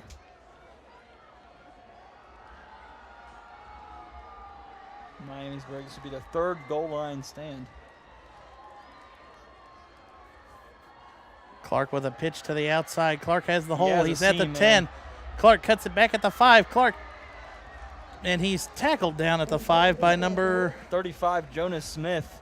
And almost drag. I thought he was going to drag I into thought the he was end going zone. to too. But it'll be first and goal from the 5. Oh, there's a penalty flag on the field. Clark, 5'9". This Very one might be small, but coming back. deceptive. As that power, that quickness can turn It's into power coming. really quick. I think it's coming back. Cut to the left. He And then kept watch on watch running. 35. He was getting drugged until 35 got to get that plant foot and drags him down. Tony Clark should be a good centerpiece for a D2 team, man. I know he's a little small, but he has so much quickness, and that converts to power, and he's a dynamic player. Oh, I'm surprised the refs aren't making him cover up that shoulder pad. They've been on a lot this year of covering, making sure the pads are there. They go. And Ty Smith Spoke a little bit too soon. lifting That was a jersey holding down. penalty on the Vikings, so it erases the big run by Clark and pushes it back to the 20. 2nd and 14. Jackson Myers goes from top to bottom. Pitch out to Clark from Vongzi. That's Yerkins on the outside. Oh, that's Yerkins. Jonah Smith almost gets there, but Yerkins gets tripped up after almost 10 yards. So that was almost a game down to the almost another first down, isn't it? Ryan Hall with the tackle, and no, it's about About 5 yards short. 2/3 of the way there. See on the replay, Jonah Smith almost had the tackle there, slips the grip, and Ryan We're Hall. going to give Ryan Hall the tackle even though he was Yeah. laying out of bounds. He took, that was a good job of carrying the block by Tyler Johnson over to the sideline and keeping it there, though. Good corner play, as it will bring up a 3rd and 5. 3rd and 5 from the 11. And there's a lot of that motion here tonight, and it's always worked. And that's going to go Clark to that side. Clark dancing around. Clark at the 10, 5, down to the 2. It's definitely going to be a first. Tackle by number 1, Marquise Williams. And you got number 15 slow to get up for the Vikings. That is Quinn Coonley. He's helped up by Jackson Myers. You can see drugged down there, number 75, Jacob Herman. That ball was moving as And Clark was Marquise going to the Williams. ground. And every single time they do that, they do a lot of motion with their offense. It seems to be successful here tonight. Every time the Vikings have had the ball in go-to-goal situation, they have not come up with points. And No, they last didn't time they yet. did. Oh, they did? Yeah, they ran that one with Clark, remember? Oh, okay. I didn't know that was a goal-to-go situation. It was Second about goal. 5 yards, but It's pretty goal much, to go. Second goal from the 2. I don't think they picked up anything on that. Maybe good half a defense yard. by Fairmont there. This is where that bend don't break mentality comes in that Miller talked about in the post game against the Alter game. It's very huge for them to get this stop here for Pride. Clark. Clark has his second rushing touchdown of the game. A 2-yard scamper to the left left to the outside. And we're an extra point away from having this one tied at 14. So Clark in again with another touchdown. This one, this was easier than his touchdown run earlier almost. Got around the tackle there and just scooped right in.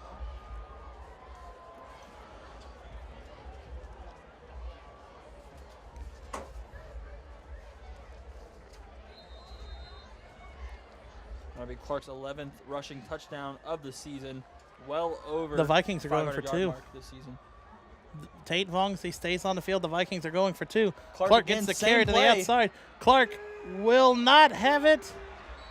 And He does they not get pick it. him up and drag him away from that goal Oh line. my goodness. He's Fairmont. got stopped at the half-yard line. Firebird's defense comes up huge. So savvy attempt there by Miamisburg, but sniffed out by the Firebirds defense. Tremendous Here effort. we go. Watch this City Barbecue replay. Clark, all he has to do is reach out. There's no Vikings there to try to push the line forward. It's all Firebirds, and they stand him up at the half-yard line They say and push him Kason down. Pate just dragging his foot from the goal line, and Grab a hold of everything except the face mask. yeah, that's going to be 14-13 here, Firebirds, and they'll get the ball. So they come out there, not a very effective first drive, end up punting it. Miamisburg surges down the field, Gets a touchdown. almost ties it up. So No, they would have taken the lead with the 2 points. So, I mean, now Firebirds have the momentum back on their side after that huge stop. that's what I'm saying. Like they almost tied it up if they would have just kicked an extra point, but they wanted that lead. And I didn't think their first extra point was that close to be debatable, was it? For the Vikings?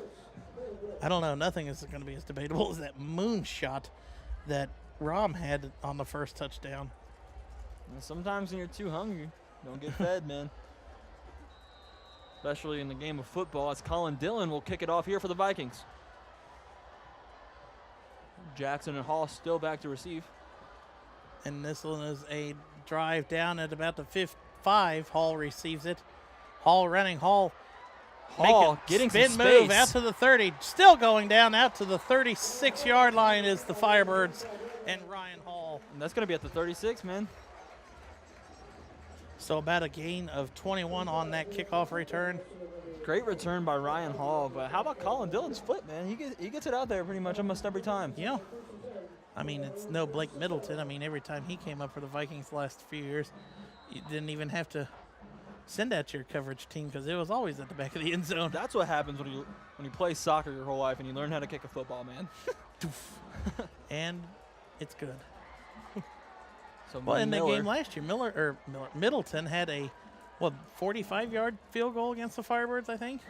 Something like that. Didn't he go? No, that was Springborough's kicker. Never mind. Charlie Cubander Yeah. plays at Northwestern. Uh-huh. Miller about hands to off say. to DeGlow, and DeGlow maybe gets about 4 on the play out to the 40 Yeah, they're going to spot it. at the 39 now. So that's about 3 yards there. The ref, I mean, he started walking at the 40 and then just walk at an angle down to the 39. 2nd and 6 here. So I was right, a gain of 4. Whew. Oh, well.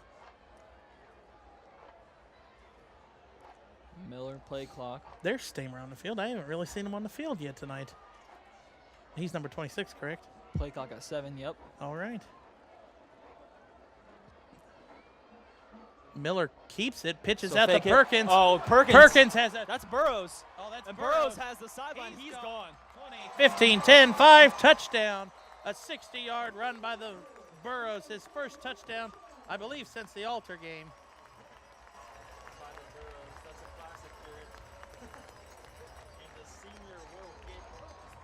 Touchdown on the year. Yep, his first since week 1 against Alter. And Kenan Burrows, beautiful play design. And there is Dave Miller again pulling something out of the hat. That's that triple option. You get the first 2 linebackers to bite on either the quarterback keeper or the fake fullback. That fullback fake usually gets him. And on Rome's kick is up and good. Firebirds now lead 21-13 with 4:53 left. So great blocking on the edge by the Firebirds. Great run by Burrows, but I cannot overestimate how good this kid Miller is playing, man. The way he reads the football, fake to the glow. He comes around, nobody there, pitch. Like he analyzes it perfectly. He's analyzing this like a college senior, and he's only a junior, I believe. This kid, tremendous toughness. Great game tonight by Braden Miller, junior quarterback. So Miamisburg will get it back. I don't think they're anticipating to get it back this quickly, but No, I nonetheless, believe they'll get that's it back. Fairmont's shortest drive of the year. 2 plays, 2 plays, and 66 yards on a 60-yard touchdown run by Kenan Burrows. Exactly what this Fairmont sideline wants to see. And this drive is going to determine whether we'll see some fight from these Vikings or not. As Asher Rome will come for the kickoff.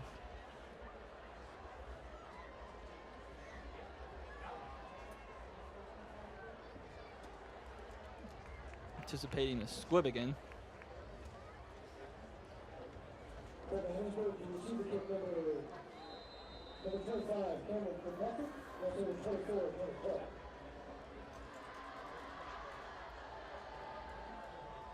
Rome with the kickoff. And another squib. Fielded by number 11. That is, well, that's Drew Barry.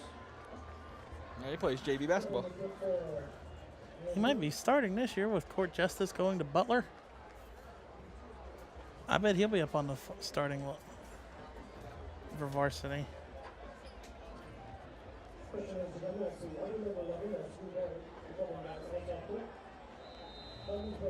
So now you find yourself down 8 with the missed extra point.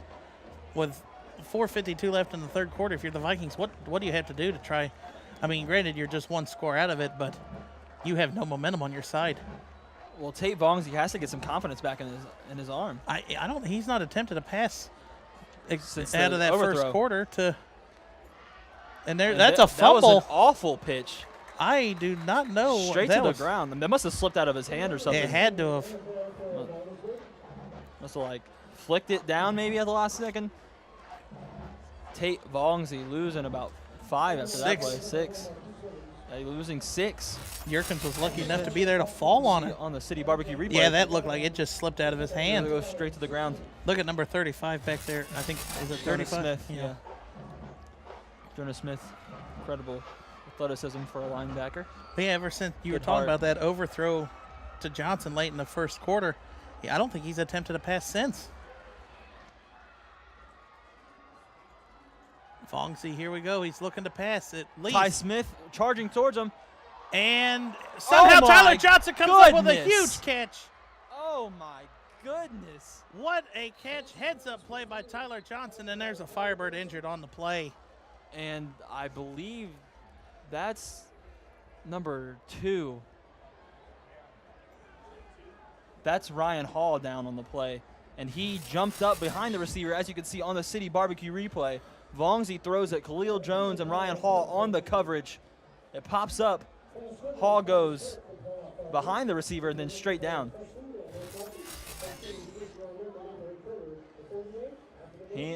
Fingers crossed on the Firebird sideline as Hall Probably gets up just and had walks the up air to the knocked out sideline. of him. He landed awkwardly, but it doesn't look like anything serious. The air He knocked looks out good of him. as he gets up. But maybe if we can see another replay, the heads-up ability of Johnson to just stand there and wait for all the defenders and to get out of his way, basically, and catch that ball. Yeah, that was great. I think I don't know if there's any Firebirds around, but No, they were all on the ground. And then I think he tripped over Hall's feet. yeah. Now you see Jake Perkins, number 3, checked into the game for Hall. Also good hustle by Jackson Myers just to get that ball up. And now number 11 checks in Make for it number not 8. complete. Look at Kume in for Jones here in this play. Perkins is on Johnson at the top of the screen. Let's see if they target it. They are. Jake Perkins has the speed, and Tyler Johnson, just a little bit too far out in front of him. Almost a perfect And throw. Ryan just Hall a checks little back into bit the off. game. One play, he had to come out for the injured timeout. Yeah, that can't happen no more. That could not happen. Jake Perkins is like, oh, you good? Good. Well, Jake Perkins is 5'6". Tyler Johnson is 6'4". I can't cover that. But it comes up with an incomplete pass. And it's just Vongsi a little bit out in front of the receivers man. again tonight. Vongsi needs to sharpen his mechanics if he's gonna this game's gonna go anywhere. If this season's gonna go anywhere, as this loss may we very look well at- kick him out of the playoff.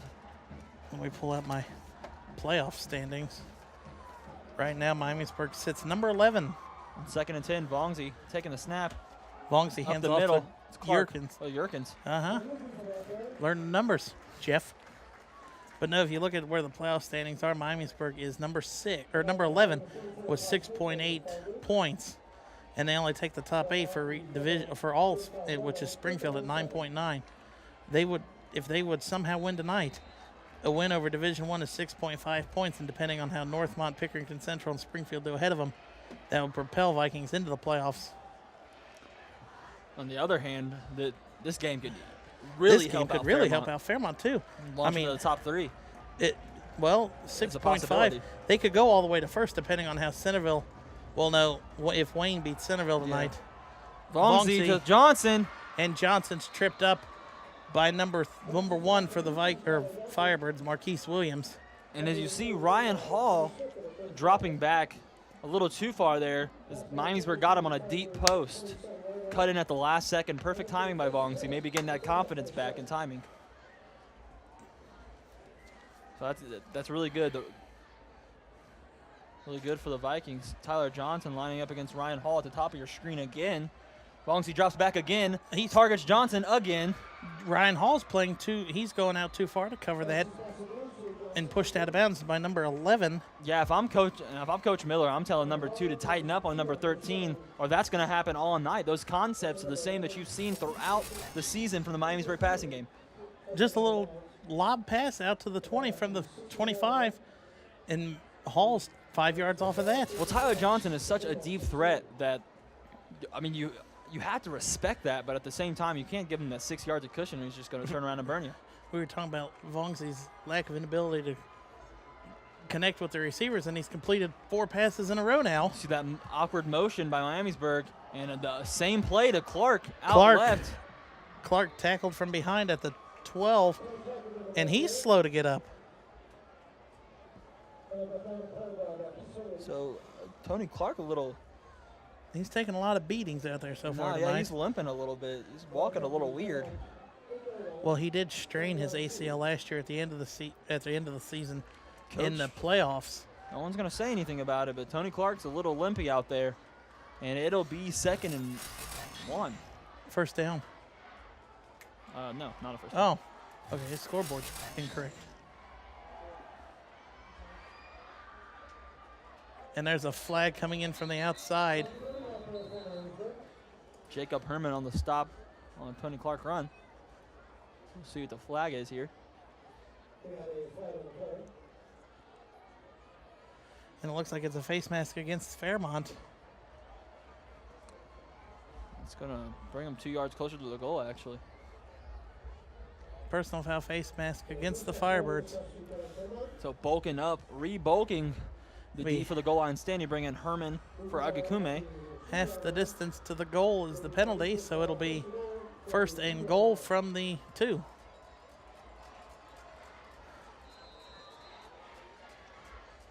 Vongzi comes running into your screen now with the play from Steve Chanel.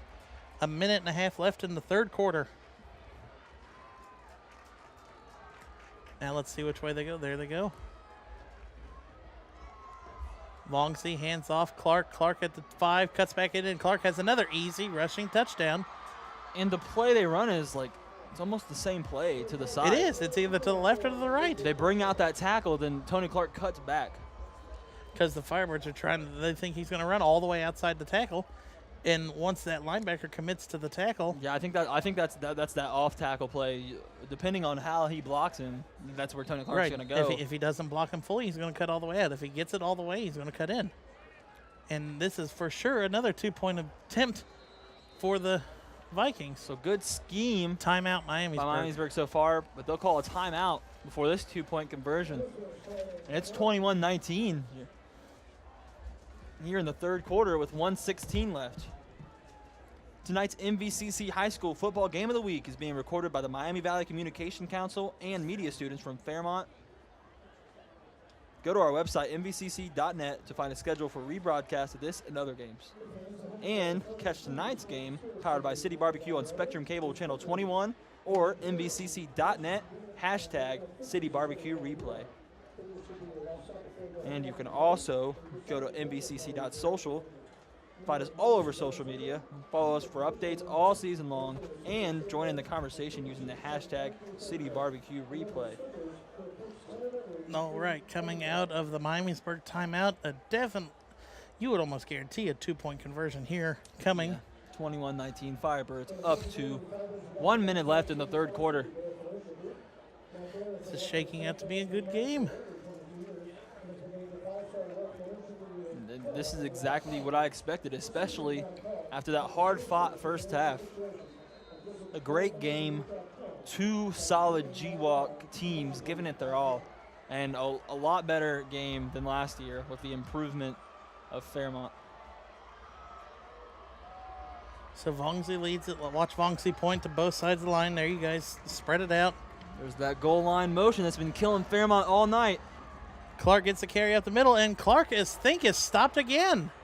I think they'll push him back, Jared. And they do. Another 2-point conversion comes up short for the Vikings as Fairmont's defense comes up with another huge stop. And they let the scores happen, but they're not letting them touchdowns happen. I mean, the 2 points? Let the 2 points happen.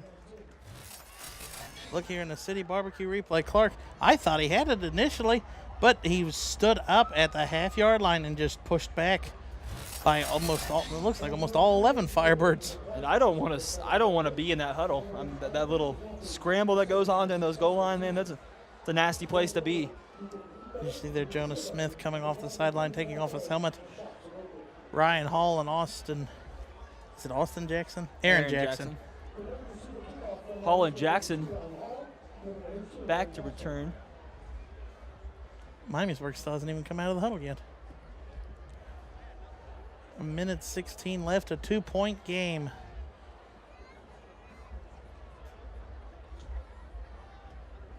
So with Fairmont's defense, Miamisburg definitely will not be getting it back in the third quarter. Unless they onside it. You never know. I mean, Miller's come up with a couple surprising plays. Let's see if Chanel wants to pull one out. No, I doubt it. But Colin Dillon going back to kickoff. And he kicks it off. That's going to be to Hall. Hall fields it at about the 2. Fairmont has their field set up for a return, and he's out to the 24, it looks like. So a decent return, a return of 22 on the play. And Fairmont will start the third, is this their third drive of the third quarter? Yeah. All right. Because they got the ball first. They didn't do anything. And then they scored. Then Miamisburg scored, and then they scored, and then they gave it back. And here we are. 1st and 10 from the 24 with 1:10 left in the third. Miamisburg's defense needs a stop, or Fairmont's going to run this play, and Fairmont could easily run this under halfway into the fourth quarter if they wanted to, unless they score on another 60-yard run by Burrows.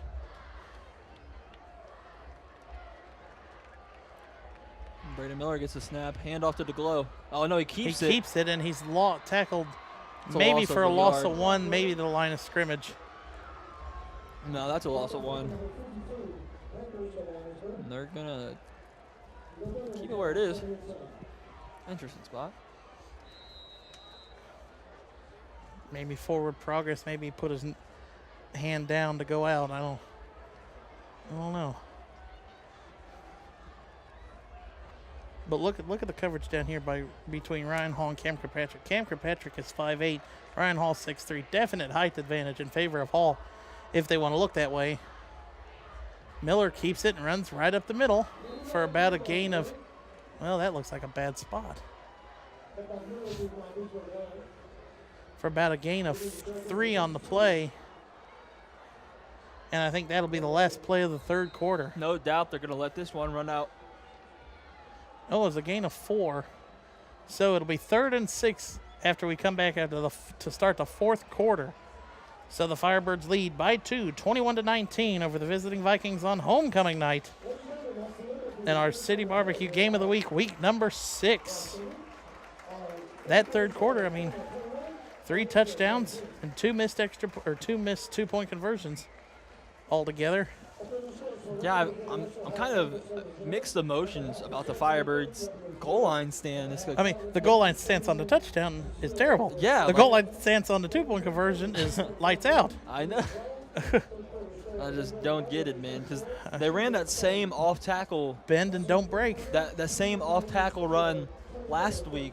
I mean, multiple times tonight. And it's always worked. It's working on the touchdown. And then when they did it on a 2-point conversion, the first time, I don't think it failed. Yeah. And then the last halfback dive just straight up the middle failed too. So, I mean, we say fail. It's failed by about 4 or 5 inches. Yeah, easy. He's definitely getting inside that. He's penetrating the 1-yard mark. He just can't get the ball there. Great stubbornness shown by this Firebirds D. And we'll see if junior quarterback Braden Miller can continue the toughness, composure, and knowledge of the game he has shown tonight. This kid has been tearing it up. 3rd and 6 from the right hash mark on the 28.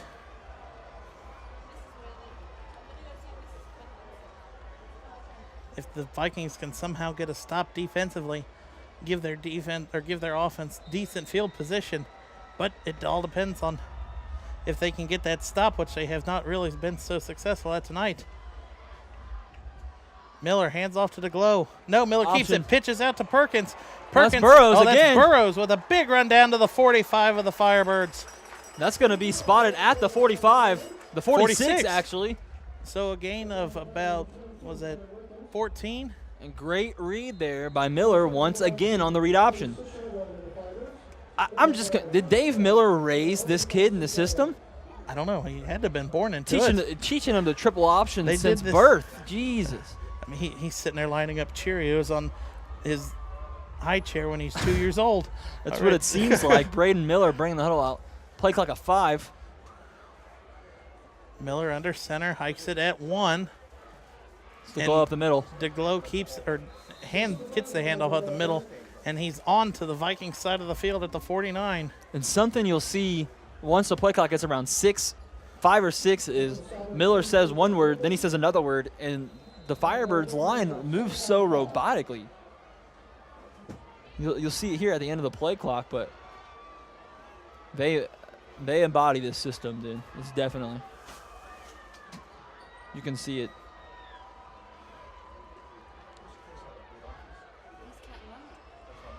Play clock at 5 again. Miller will snap it here. Miller gets the handoff, gives it to DeGlow up the middle, and DeGlow maybe gets the line of scrimmage. So it'll be 3rd and 5. Miller got the snap, handed it straight to DeGlow into a dead-end defense. Ryan Hall checks into the game for number 72 for the Firebirds. Tyler Koski. And Hall, we've seen that matchup all night. Against Kirkpatrick. It's a good 6 or 7 inches he has on him. Kirkpatrick used to attend the school 2 years ago, like I said earlier. Braden Miller. Play clock out 5 once again. There's the robotic movement by the Firebird offense. Miller And he keeps loses it, the and ball. I think he falls on it. And that's it'll be- Miamisburg ball. Let's see what the refs say. That's going to be Miamisburg ball.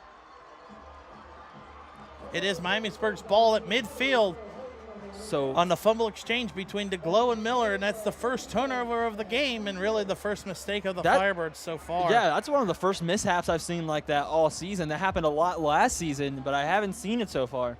Very surprising turnaround here in the 4th quarter. With 10:01 left, Miamisburg's now a field goal away from taking the lead. One mistake. Any given Friday, Jared. Let's see if the Firebirds defense can retaliate and at least maybe get a stop or try to get the ball back for the offense. Bongsy taking it here. Vongsy hands off to Yerkins up the middle. Yerkins maybe gets a gain of 3 on the play. Yeah, they're going to give him 3. So it'll be 2nd and 7 from the Firebirds 47.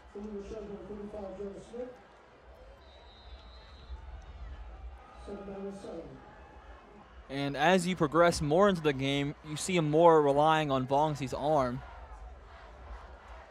So we'll see how this one progresses in the 4th quarter.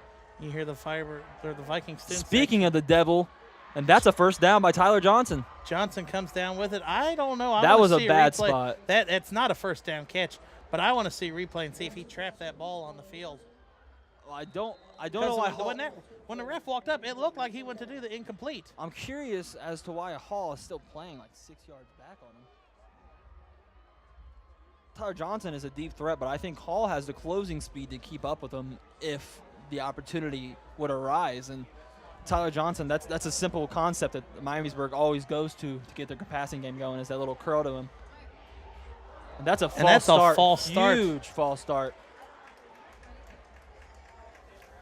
Dead ball, false start. It'll back the Vikings up 15. And that was that's Kinley and Myers on the outside in those tight end spots there.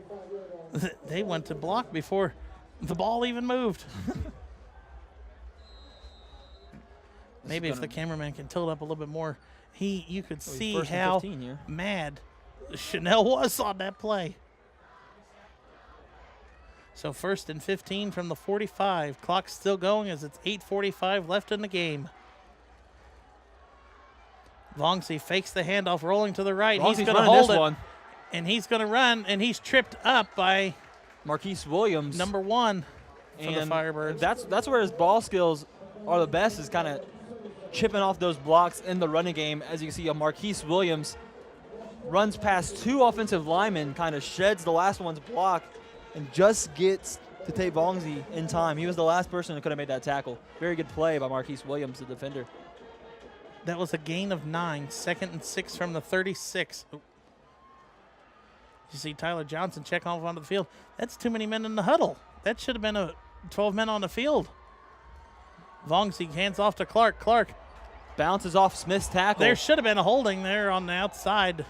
Refs didn't see it, but Clark will gain about 2 more on the play. That was an ugly hold there, Jared. There should have been 2 penalties. 1 on the holding, and Johnson was not off the field before they broke the huddle. Neither of us are in pinstripes, and it's going to be 3rd and 3. 3rd and 3 from the 33. 7:33 left in the game. And you'll see Johnson come out, and you'll see Hall pursue him. Hall has to stay right on him. You have to have paper thin coverage And there on you this. go. And there We he just goes. talked about that matchup. Incomplete. He bounces it to to Clark Johnson. And Hall still playing off of Johnson, allows the curl route to happen again. Vongsi can't quite sling it to him on the outside. He is lucky Vongsi skipped that one to Johnson. Yeah, that would have been a. If they would have completed that, I would have called a timeout if I was Miller, and at least got into Ryan Hall and you got to tighten up your coverage. Well, I can guarantee week 6. The Fairmont defensive coordinator is going to be talking to Hall about his coverage mechanics. 4th and 3 from the 33. 7:21 left. This is probably a run here. Vongsi faking, rolling, and a flag on the play. Is that That's a false start. Signals against the That's Vikings. against Miamisburg. So it'll back them up 5. It'll be 4th and 8. And now what does Steve Chanel do? I think that's their 4th or 5th penalty of the night, making huge mistakes here at Miamisburg. Not many penalties tonight either way. I guess it's a little bit of karma for that bad hold that they had a few yards back. 4th and 8 now from the 38. 7:19 left. And I think Miamisburg's going to send on the punt team. No doubt here, Jared.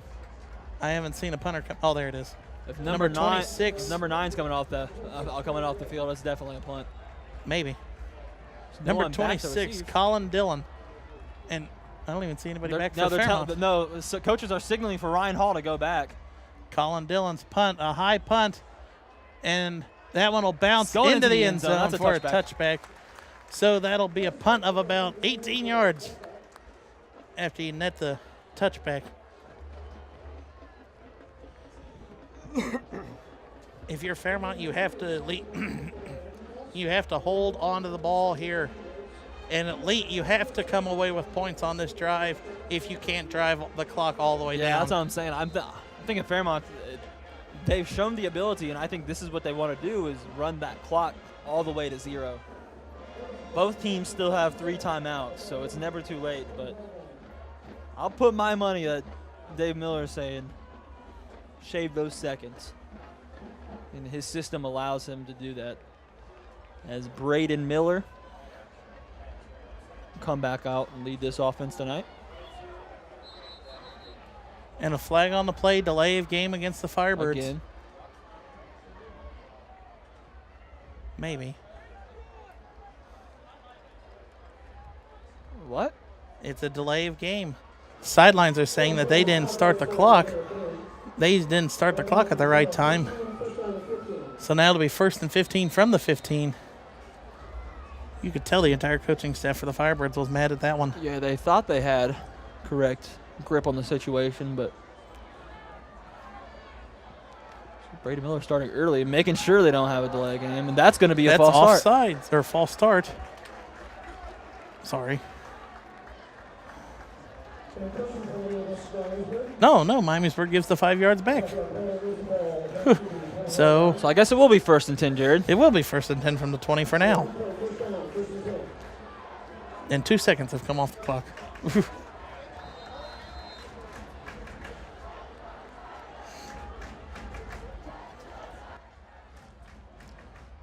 So now we'll finally see the first play of this drive. That's a big gap between those two, it looks like. Miller fakes the handoff. You pointed it out, and that's exactly what he did, is voided that gap. And that'll earn him about 3 yards on the play. He's not really faking anybody if he doesn't hand off to the side to Glows there. I mean, that's like me getting the ball and handing off to the left, and you're sitting on my right side. I think it was less of a handoff and more of just a hesitation. Oh. Yeah, if I'm going to hesitate, I'm not going to hold the ball out there that far. So Braden Miller. He got 5 on that? That was a decent run then. Yeah. Felt like we saw it different on the monitor. Yeah. I mean, if you can look at the gap between the center and 75, that is 52 could just shoot right through it. But DeGlow gets the carry up the middle, and he'll be out to the 28, so gain of about 2 or 3. It's going to be 3rd and 2. It's top on the play by number 35, Grant Smith. 3rd down and 3rd and 2. I think we'll see a triple option here again. I'd say the ball has to sit in Miller's hands. Think so? Miller has to keep it, or you got Perkins down here. No, that's Burrows. Whoops. Chase Fugate at the bottom of your screen, another junior. It ain't going to him. He's just a decoy. Miller will keep it right up the middle, and Miller will have enough for a first down. And a bad spot may prevent. And then they're signaling first down. Okay. Far ref's already waving it on. Yeah. And it's first down by the tip Just of the ball. over the line. Well, they spotted just behind the line, too. Look. Before the line get on there, look, it's like right behind the line. But the first down was the line. Right. Huh. That's a. You look, Chanel's on there. They're covering. He's telling him that's a bad spot. I mean, that should be 4th and a ball length or a chain link. Same offensive look for Fairmont. Miller keeps it. Miller runs right up the middle, and he's pushed back. The play clock or the whistle should have come before he was thrown to the ground. Miller's not that big to be being thrown to the ground like that. 5'8", 165 pounds. He doesn't look 165 pounds. A very underrated attribute as a quarterback is the ability to run that option and kind of bury, like slash hide that football in the running back's hands. Oh, when he's about to get tackled, you see him. He just hugs the ball.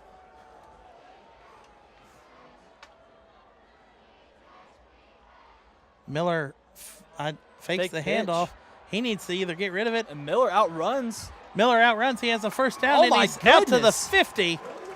Miller turns, I thought was going to be a loss, into positive plays out to midfield. This kid is doing it. You can see the toughness in his face. City Barbecue replay. He saw in the eyes. He's like, Dad, don't call that one again. It looked like number 53 was giving chase. Cale Parkhurst. But I don't know if he just tripped over his own foot or something, but lost all his momentum and almost fell down. Miller kind of went all the way to the side and did a little cutback, and that was just enough to gain an extra 5 yards after the first down. Gain of 15 on that one. Miller hands off to DeGlow. And DeGlow will have a 50-yard touchdown run for the Firebirds. No penalty flags on the field, and the Firebirds extend the lead now to 8. And we've seen him do that all season, Jared. As soon as he gets a seam, he's so – I don't think we realize how fast he is until he starts running. Because the kid is he's short, but he's so wide. Those arms are gigantic. He wanted to get his rushing name in tonight. Burrows has a touchdown run. Miller has 2. Now DeGlow has his own. And Fairmont's system working to perfection. 27 to 19, pending this extra point by Asher Rome, sorry. It looks like it's spelled with an H first. And the kick is up. And that's good. And good. Now 28 to 19, a 9-point lead with 4:06 left in the game. Miamisburg has to get a touchdown or a field goal and an onside kick.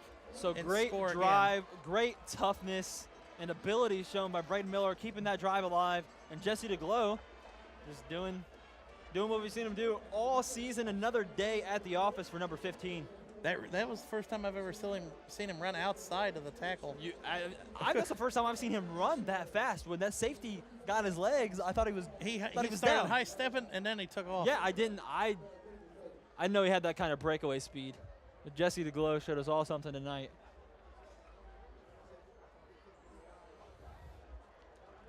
Incredible play for his 12th touchdown on the season. And Miamisburg will get the ball with 4 minutes to go here in the fourth quarter. It's down 2 possessions. So it's going to have to be a score onside kick and a touchdown. Chanel will have to hurry his offense as much as he doesn't like to do that. The passing game will be very essential in these 2 drives, if they get 2 drives. And he falls on it. Is that Gebhardt again? It's Parkhurst, Cale Parkhurst, the one who missed the tackle on Miller there. So 1st and 10, and from the 29 is where the Vikings will start this drive.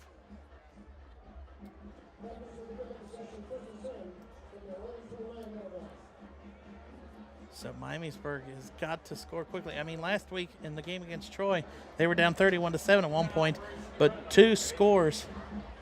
They had 2 scores in about 6 minutes, which tied it to 31-21, but it was too little too late. So hopefully a 9-point deficit.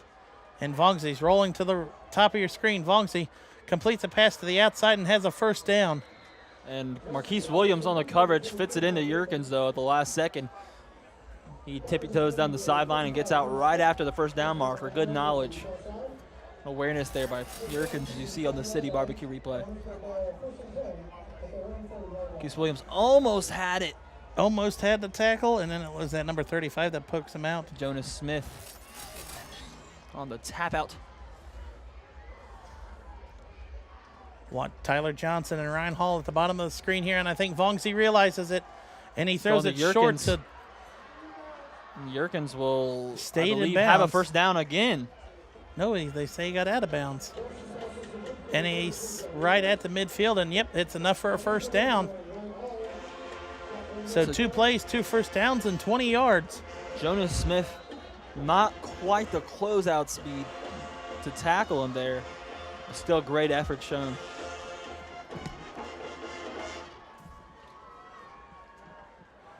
And they're going to Johnson. Johnson up the middle of the screen, hit hard by Williams, and he stays in bounds, but the 1st down will stop the clock to spot the ball. Great hit by Marquise Williams. Can anybody stick to this kid, Tyler Johnson, man? He's shown to be uncoverable. I don't think Ryan Hall far wasn't this even year. at the top of the screen with him, was he? Yeah, he was. Johnson just stepped out about 6 steps and then went for the slant. And Hall, the slow closeout, saw Marquise Williams there, and Marquise handled his business. Handoff to Yerkins up the middle. Or is that Clark? No, that's Yerkins. That's and Yerkins. He is charged back by Garrett Baker, Ty Smith, and Trey Baker. Great stinginess shown there by the Firebirds. And Miamisburg's going to have to stay away from those runs towards the middle. 2nd and 10 from the 37. 2nd and 9 from the 37. See a pass coming here. Vongzi dropped back. Throws it out. Johnson turns around and gets it. Ryan Hall with a tackle in the open field. It'll be 3rd down. And Ryan Hall, I don't think he was on. I don't think he was coverage to cover Johnson that time. No, Johnson wasn't on the field. That's why. Oh. But that was very good timing by Tate Vongzi. He threw the ball before Jackson Myers even turned around. Oh, that was Myers? Yeah. Oh. 3rd and 6 from the 33. 2:45 left in the game. Watch Myers and Clark in the tight end spots here. Vongzi back to pass, looking to the top of the screen to has Johnson. And Johnson's at the 20. That's Quinn Coonley, actually. Oh, Johnson was running next to him on their slot route. Haven't really seen Johnson line up there all year. Seeing the City Barbecue replay, Coonley gets the catch, and is on the that? other side. Yeah. They're moving Johnson around and not throwing it to him. So Colin Dillon out wide here. The kicker. Play action. Vongzi looking to the end zone at the 10. That is that Jackson Myers or Coonley? Coonley with the catch, and Coonley's slow to get up. And Miamisburg's just torching this Fairmont zone right now. Did you see 73 for the Vikings? He helped Coonley up, and he pushed him to the sidelines. See on the City Barbecue replay. Evan McGuire. Coonley was slow to get up, and you don't not want to have to waste the time out there for an injured player. He picks him up, and he shoves him to the sidelines to where the trainers can get him. And watch Tyler Johnson. Vongzi back to pass, throws it. Oh, Almost intercepted by Ryan Hall. Ryan Hall dove for the interception and almost got it. 2nd and 8 from the 8. 2:07 left. So I like Miamisburg's approach going to different receivers here. So far, it's been working. Yeah, but maybe in the red zone, get number 13 involved again. We'll see. Or do you run that off tackle play that's always scored you a touchdown so far tonight? Well, 2:07, the clock stopped temporarily, but they still need 2 possessions here to win the game. So Miamisburg Official stoppage. not being patient with the ball here. They're going to have to get a touchdown as soon as possible. See the defense signaling to the sideline, finding out what the call. Looks like the communication got through, and you'll hear the rumbling of this Fairmont sideline. The Stomps will initiate here at Roush. Vongsi back to pass. And it's a touchdown to Coonley. Quinn Coonley with an 8-yard touchdown catch for the Vikings. He's sitting there calling for it in the end zone. Almost didn't get it across. That'll be Quinn Coonley's first touchdown of the year. Well, second touchdown of the year. Receiving, that'll be Tate Vongsi's 10th. Dylan's kick is up, high, and good. So 28-26 with 2:01 left. I expect the onside here, Jared. Almost, definitely. And after last week, Fairmont has to be really cautious with this situation, because they gave up 2 onside kicks before the third quarter even got underway.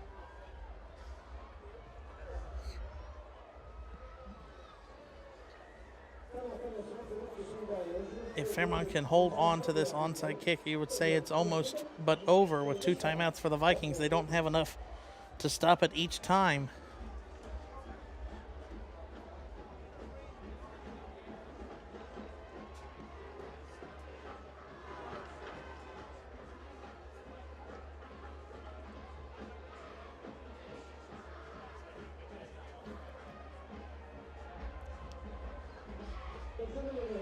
Tonight's MVCC High School Football Game of the Week, powered by City Barbecue and Miami Valley Adapted Sports, is being recorded by the Miami Valley Communications Council and interactive media students from Kettering Fairmont High School. Go to our website, mvcc.net, to find a schedule for rebroadcast of games like this and others throughout the rest of the season. And Dave Miller calls a timeout. And he is going ballistic. Something was not right with that play. He's almost 15 yards on the field trying to get his team over.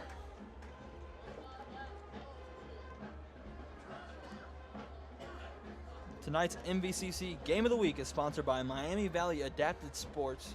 MVAS is a Paralympic sports club that provides recreational and competitive sporting opportunities for individuals with physical disabilities. Visit MiamiValleyAdaptedSports.org for more information, and check out MVCC.fans for real-time live scores or our MVCC Game of the Week games. Engage now at MVCC.fans. Go to MVCC.social to find us all over social media for updates all season long. Join in on the conversation using hashtag CityBarbecueReplay. All right, after the Firebirds' quick timeout, the rules for the onside kick, they're kicking from the right 40.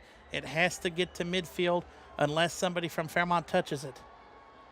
If somebody from Miamisburg touches it before the 50, it's Fairmont's ball wherever it is. So no secret here.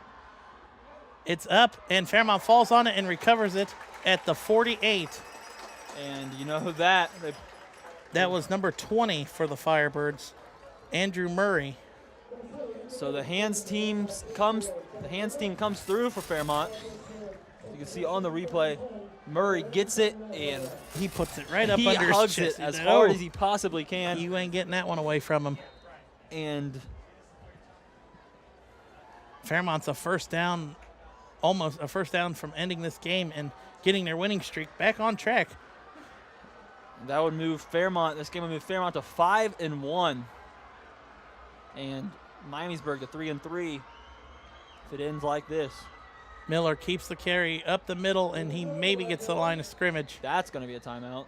And Chanel calls a timeout immediately. 2nd and 9 for Fairmont after the timeout. So they got one more timeout. Looking at the rest of the season after tonight's game, Miamisburg goes on and they play Springboro next week in our game of the week down at Holland Field. And then the week after that, for week number 8, they'll play Lebanon at home, and that'll be their senior night. Week number 9 will be at Beaver Creek, and they'll finish the season at Northmont in week number 10. And for Fairmont, if they hold on to win tonight, they'll be at West Carrollton next week, at Centerville. That'll be home for Wayne after West Carrollton. And then at Centerville, that'll be our game of the week for week number 9. And then they'll finish their senior night here at home against Springfield. That Centerville Fairmont game is going to end up being one that could decide the number 1 seed for the Region 3 in the playoffs.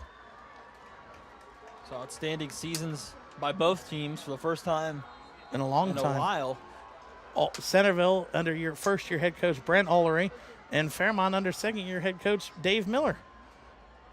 Miller keeps it to the outside. He's down to about the 45. I thought you would see the pitch out there on the option to Stamer. Why take a chance in fumbling on it on pitch? Yeah, that's what counters that, Jared.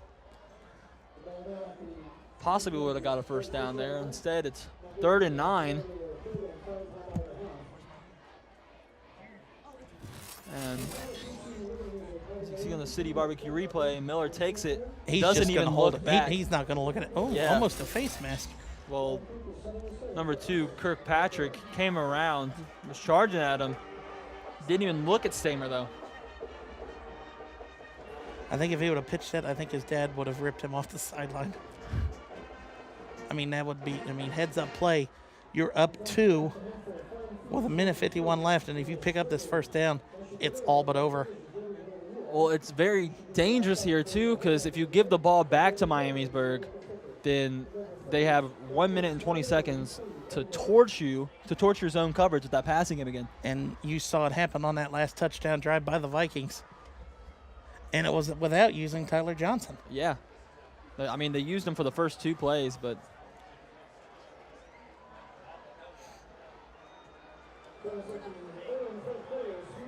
so this will be it, 3rd and 5. 3rd and 5. If Fairmont picks it up, it'll be the game over. If Miamisburg stops it, they'll get the ball with about 1:20 left. Roush is getting loud. Miller keeps the ball. Miller to the outside. Miller has the first Miller's down. going to have that first down, going to move the chains. He's going to move the chains and move the Firebirds to a 5-1 record. Now Fairmont's a couple victory formations away from ending this game, avenging a 44-14 loss last year at Holland Field against the Vikings on their homecoming, and the Firebirds are going to win on their homecoming night. So Miller will take it out here. An outstanding game played by both schools' teams. This game almost decided by the aggressiveness of Miamisburg going for 2. Yeah, going for 2 different times and failing on both conversions. Miller takes the knee. And how about that kid tonight, man? He has to be a player of the game. Player of the game of something. Oh my God! He gets my vote for player of the game, Braden Miller. I cannot rave enough about what he did tonight, the toughness that he showed. Also, shout out to Tate Vongsey on the other side, getting his rhythm and timing. Brought this team back. But Miamisburg scratches their heads. This is Coach Chanel's first ever 3-game losing streak. And Miamisburg had a lot of key losses last year, but we weren't expecting, this kind of start. After a very strong 3-0 start, they dropped 3 in a row to all 3 playoff caliber teams. Really good teams. Even though Springboro's not playing caliber playoff football, it's still going to be a hard division game next week for the Vikings in our game of the week for week number 7. These fans are getting on their feet and clapping.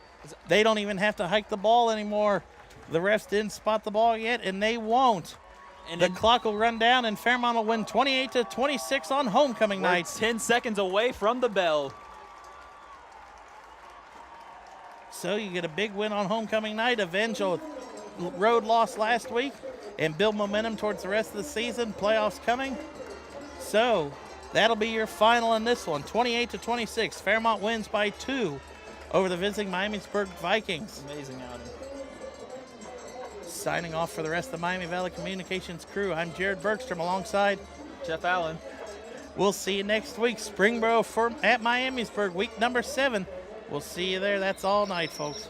All right, here with Firebirds coach Dave Miller. Coach, your team was excellent tonight on all aspects of the field, but there was 2 plays in that third quarter where they came up on the 2-point conversions and stopped them both short.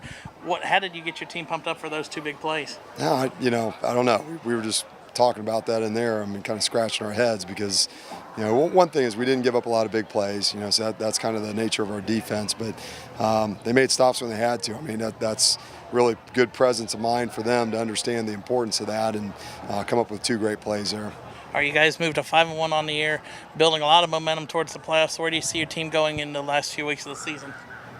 We got to worry about 1 week at a time. I mean, you said playoffs. That doesn't even register with me. Right, so, there's still 4 weeks left in the season. Let's take it 1 week at a time. We play in a really good conference this year. The GWAC is for real, so we got to get our act together and get better because they're just going to get tougher, so 1 week at a time. And how do you think your team rebounded last week? A tough road loss last week, come back and win a big, huge game by 2 points on homecoming night? Yeah, they responded the way they always do. They deal with adversity, and that's really why we're 5-1 and not 2-6 or something like that. We've had a lot of close games that we've come out on top, and we didn't play our best football last week, and hats off to Beaver Creek because they played really well. But, those are good football teams, and for us to come out and beat good football teams requires a lot of character, and that's a credit to our kids. All right, thank you. Good luck tonight. Congrats on a big win. Thanks a lot. I mean, hopefully we can get some more wins. I think we're doing a good job. We're going to work hard to get better and hopefully move forward. All right, thank you. Great game tonight. Good luck next week.